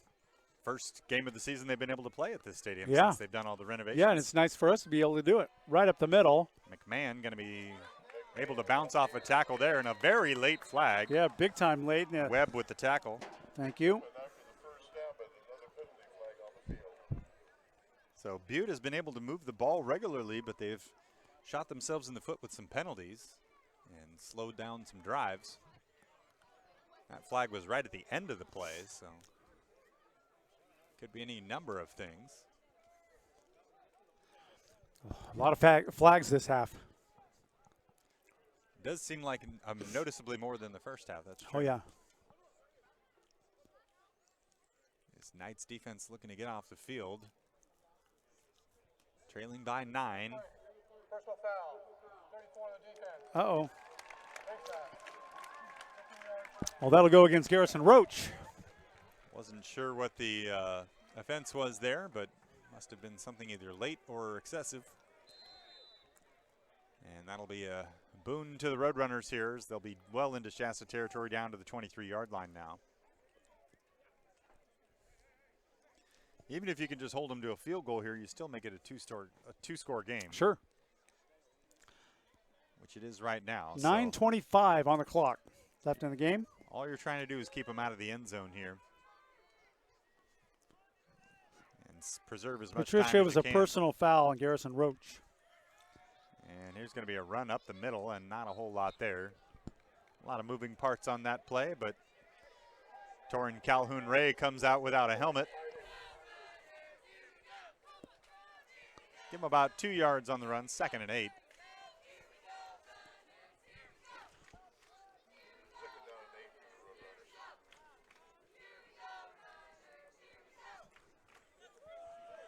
Peyton Harrell checks in along the defensive line there.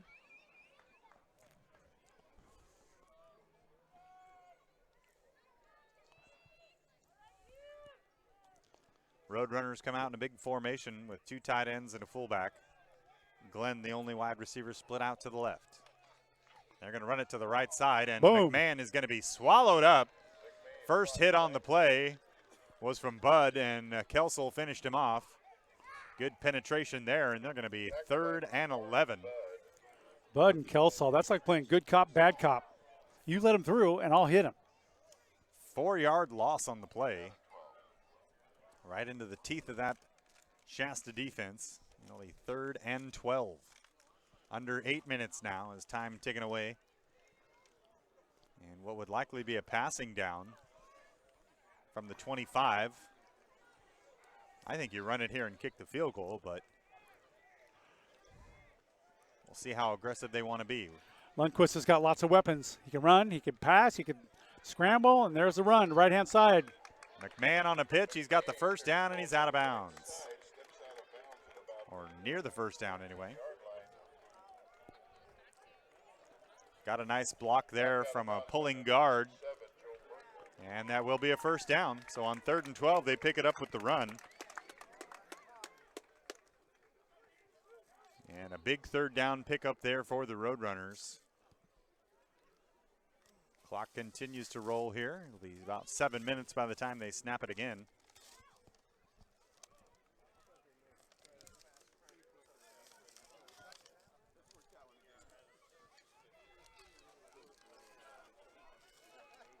Multiple tight ends and a big line once again on 1st and 10. McMahon going to get it over the left side. Now going to cut it to the right. He's going to be wrapped up, still churning his legs, and now he's going to be brought down inside the 10.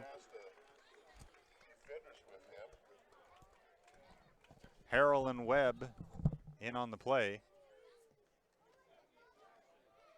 Gain of about 5. Give him a 2nd and 5 now. Ball on the 7-yard line. Shasta hoping to force a turnover here in the red zone. They've done it a couple times already today. Forced a fumble and came up with an interception. Merkel with an interception in the end zone earlier. And they need it again here right now. Forced 3 turnovers on the day and blocked 2 punts. And here's McMahon to the right side. He's going to struggle to get down to the first. And he will get the first down. So it'll be 1st and goal following the run there by McMahon.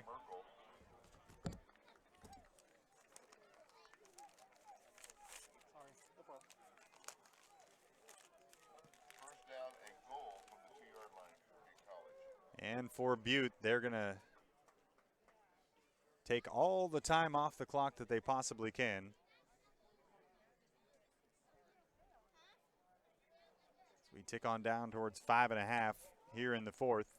They come out in that big formation again. McMahon, the halfback, behind Lindquist. And we're going to have a timeout. Timeout. Shasta calling. Shasta will spend their final timeout of the game here in order to give that defense a little extra time on 1st and goal.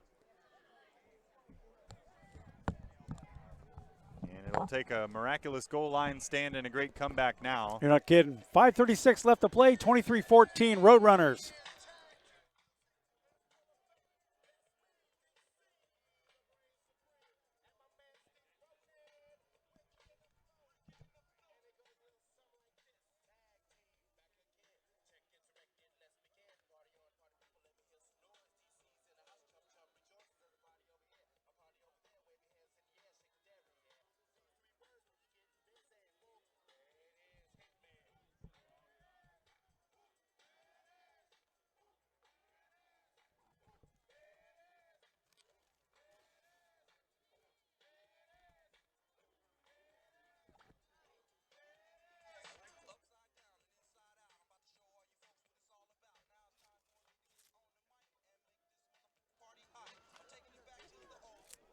First and goal, Butte from the Shasta 2-yard line, leading by 9.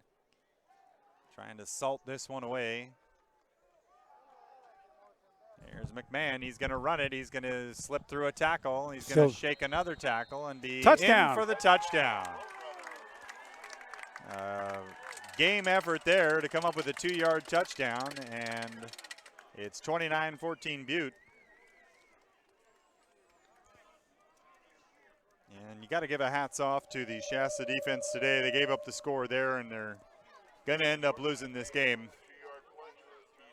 But you couldn't have asked much more from the defense today. 2 forced fumble, an interception, 2 blocked kicks, a couple turnovers on downs. Extra point is up, and it is good. 30-14 Roadrunners. An interception return for a touchdown by Cole Parker. That was good.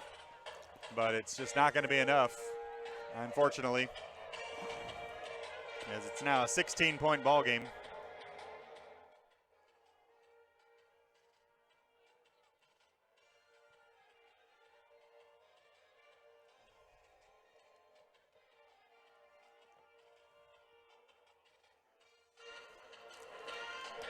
That's Aaron Rodgers' dad right there, to your right.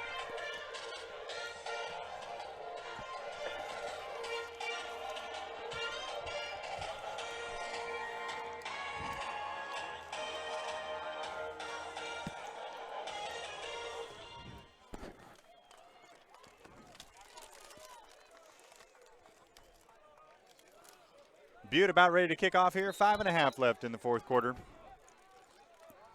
Smith and Hayes back to return for the Knights.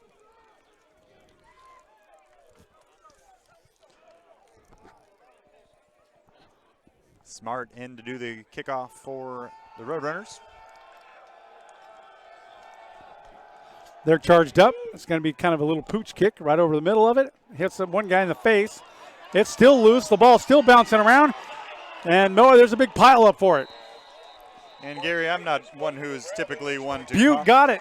I'm not one to typically comment on play calling and things that people are doing, but I think if you're winning by 16, that's a little bit of a bush league play. Now, if you're Shasta, you recover the ball and it doesn't make a difference, but I think if you're leading by 2 scores with 5 minutes left, to let your defense win the game for you. Just my 2 cents on that. Well, there's nothing wrong with those 2 cents, but, you know, we got to catch the ball. Yeah. I mean, it bounced up, and again, it's a football. It's okay? it's on Shasta more than anybody because you got to be ready for any kind of kick and any kind of bounce like that. But at the same time, it's a 2-score game. You don't need to do that to win, and I don't think it's a good look. So Butte will take over at about the 19 and look to add insult to injury here, leading 30-14.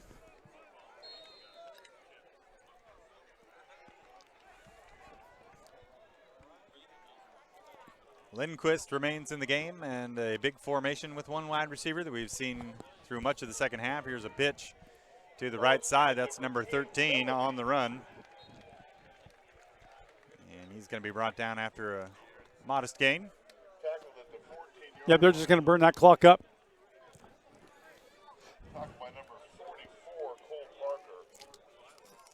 So Parker will add to the stat sheet there with another tackle.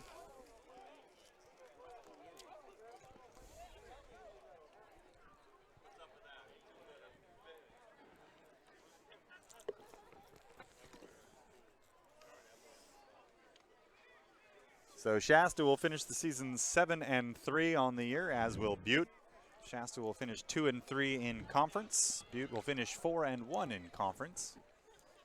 And that tells your story right there. 2 of Butte's 3 losses came earlier in the year to non-conference opponents. Right. Their only conference loss to American River, your conference champion this year. Short gain to the right side. Be third in about 5.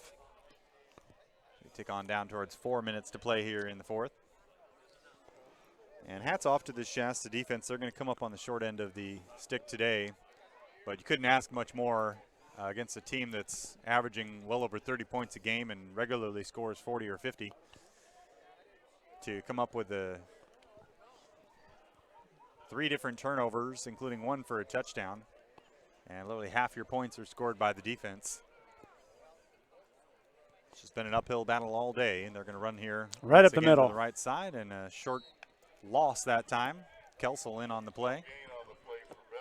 In some of his final snaps as a Shasta Knight, and what a career it has been for Detrius Kelsel. No kidding. He and Parker both. We're going to miss both of those guys. Somebody's going to like him. Playmakers, both. And both, certainly Detrius has been offered at the University of Charlotte in Conference USA, so he is going to Division I. And you may be able to see him on ESPN at some point in the next year or two. All right. Because Conference USA regularly gets on TV, so hats off to him. And certainly all the sophomores who are going to be continuing their careers elsewhere. We wish them all the best as well and thank them for all their contributions. Going Shasta to the football. air, right-hand side, and that's good. Little swing pass, and it's going to be thrown to the running back. He's going to get in for the touchdown. So they got their little onside kick, and they got their extra touchdown, and now they can make it look like they won by more than they actually did. 3:02 left here in the fourth. It's now 36-14. This is going to look like a one-sided game when it was essentially a two-point game until a few minutes ago. Yeah, it was. So Shasta with a few different reserves in on defense. Haven't switched out the complete first team, but they're working on it. Extra point here is going The to make second it string is leaving here. 37-14. Some of the hometown faithful leave here with this one no longer in doubt. 3:02 left in the fourth, and it's a 37-14 game.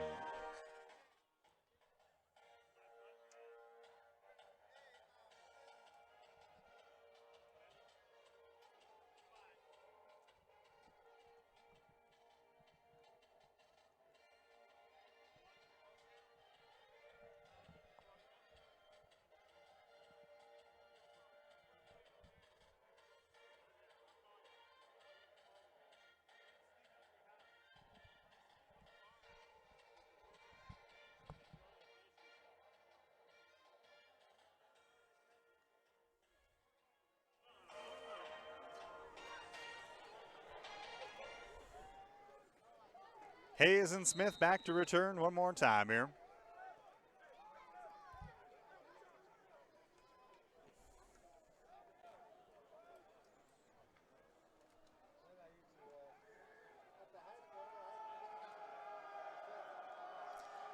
Smart to kick off, and they actually do kick it off, and it's going to be Smith from about the 7-yard line. He's going to head right up the middle and break through the line. He's got one man to beat. He's got the kicker to beat, and he's past him. He's at the 20, the 10, touchdown Shasta. Kick return for a touchdown by Nick Smith. And it's 37-20, just like that. Maybe that's why they did the little pooch kick last time. Yep, there's a flag out. Not sure where it came out or why.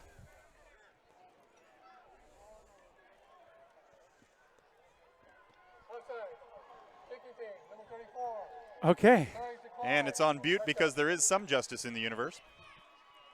And the touchdown will stand, 37-20, barring the extra point here. Or pending the extra point, I should say. Ramirez is going to come in and attempt that one.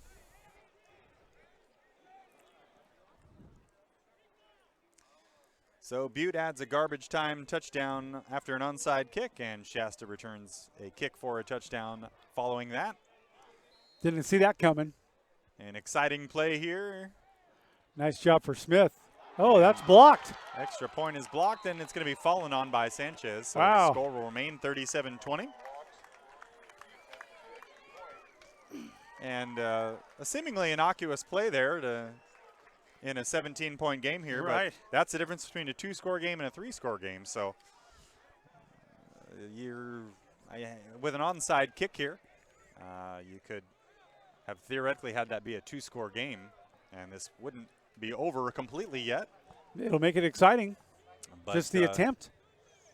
They trail by 17 now, and they'll certainly try and get the ball back. Don't have anything to lose at this point. So Shasta staying within shouting distance at least.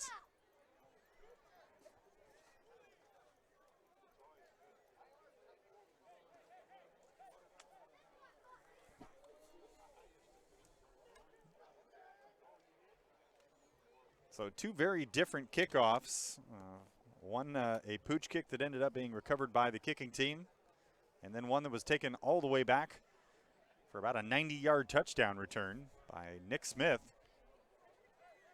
And we're right back where we started. with Shasta kicking things off. And Sanchez will do the honors. Looks like the hands team in on the right side. Roland Black, Petite. And the ball is going to be fielded there by number 12. And he's able to go down with it easily, and they will take over just past their 40-yard line. Penalty flag on the play at the end of the play. Enough of the penalty flags. It's been a very... On the kicking team, they only have 3 members on the right side of the kicker. That 5 yards being forced on the end of the kick. First out. So a illegal formation on the onside kick ends up being 5 yards at the end of the play. They'll take over right about their own 49-yard line.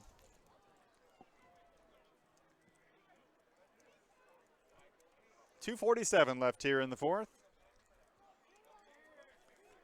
I want to thank all of you out there listening on Shasta Sports Network or YouTube for spending part of your Saturday with us. Spending The last 10 weeks with us. A number of your Saturdays We this fall with appreciate us. that a lot. We love doing this, and It's been a blast. you know, Kyle will pack everything away and work on next season and see what that holds for us. Absolutely. Here's a run up the middle. So we've got some second stringers and freshmen getting some snaps here for Butte as the starters have checked out. And we'll likely get a handful of running plays here to Just wind it down. make this one official.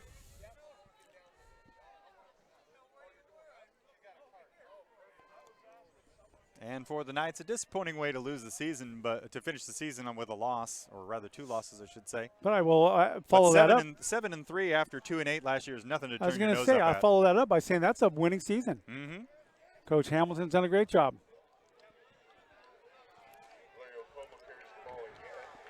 Man, he just drugged the whole team with him. And one thing you can say as well is, you know, last week against American River had a lead in the third quarter and Right. a 2-point deficit in the fourth quarter of this game. Either one of those games could have gone the other way.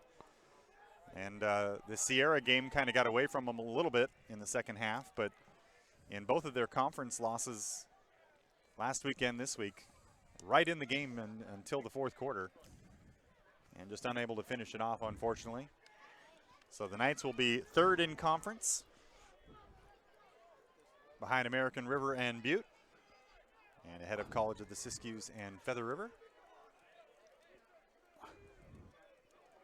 American River closed out their conference schedule with a win today. There's a run over the right side on first down, a couple yards. And with a little over a minute to go, we've probably got about one more play in the bag for you this season. Want to say thank you once again to everybody for spending part of your time with us. It's something we really enjoy, and we hope you've enjoyed our broadcast as well. On Monday, I go back to the warehouse where I work and go back to my normal life, but it's been a real blast sharing the best 3 hours of my week every week with you guys here on Shasta Sports Network. And these games exist forever on our YouTube channel. So for friends and family of players or players that may be watching this after the fact, we've got you here till the end of time, or at least until YouTube demonetizes us and deletes our channel. But that's a little joke for those of you who know what's up with YouTube. But run over the right side, that's probably going to be the final play of the season for both of these games, or for both of these teams. And your final score tonight is going to be the Butte Roadrunners 37, the Shasta Knights 20. And Gary, it's been a blast. It's been a lot of fun. It's been a lot of challenge. It's been a lot of moments, put it that way. We've had great moments. We've had challenging moments. We've had technical issues. See you, Mario. See you, bud.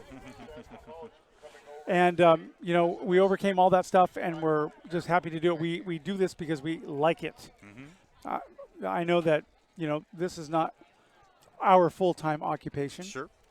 This is our full-time fun thing. I was commenting to the people when you just a second ago that on Monday I go back to the warehouse, but this is the most fun 3 hours of my week. It really is, and I enjoy it too because it's just an enjoyable time, and just you get to watch a football game. Absolutely. You can't beat that. And you got to be proud of the Shasta College Knights. They went 7-3 this year. That's nothing to sneeze at. I'm telling you what, they, from like you just mentioned a minute ago, 2-8 last year, moving up into the national conference. It's a big deal that Brian big jump, yeah. Hamilton has turned this team around just in less than a year, and they're going to keep going. They're going to keep going. It's nice to see all these players grow. It's nice to see them progress and move on, but we're going to miss a lot of them. Absolutely. We're going to miss them for sure. So today's been a good day. I want to say a special thank you to Craig Rigsby. I think he's our athletic director here. And he was very kind to us, and everybody has been very kind to us. Great place to Willie do a game. has been Absolutely. good. Coach Snelling has been terrific. All the people that were sitting around us are all friendly, and we like that. So hats off to Butte College for their sportsmanship and their team spirit and just their niceness. Got a great program here. They really, do have an really excellent do. program, and next year they'll come up and play us, and we'll just keep going. It's fun. Our season, I believe, is over. Well, we'll find some other events to do. There's a hot air balloon thing up in Montague Oh, there you go. in September. I thought I'd go up there and cover that. All right. Thinking about that. And there's a couple of other things going on, too, that we want to do. So, we are just completed our 4th year with Shasta College. And we don't know where it's going next year. We know what we want. We know what we think that we want to promote that.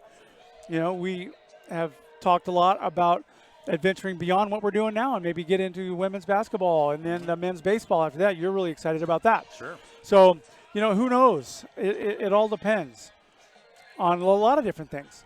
So we're happy to be, and I got to tell you, Justin, your work is awesome. Absolutely. You are awesome, man. You provide such the greatest pictures and video of what we're doing here. And I know that you haven't had the best of equipment all year long. We've rigged a few things to make it, but nobody would ever know. And you just handled it really professionally, and we're really proud of you, and we're happy to have you back when we move on to the next thing, okay? Thank you, my man. Kyle, thank you, buddy. Absolutely. Very much. It's a pleasure doing this work with you. Yes, sir. Hey, I'm doing good. Hey, Larry Snelling, the coach's dad. How you doing? Nice to see you, Larry. We were just talking about you a little while ago. It was all good. See you later, my friend. Larry Snelling, here's a short version story on him. He was the coach of the Fall River Bulldogs when I was playing at high school at Bernie. And I was a defensive end.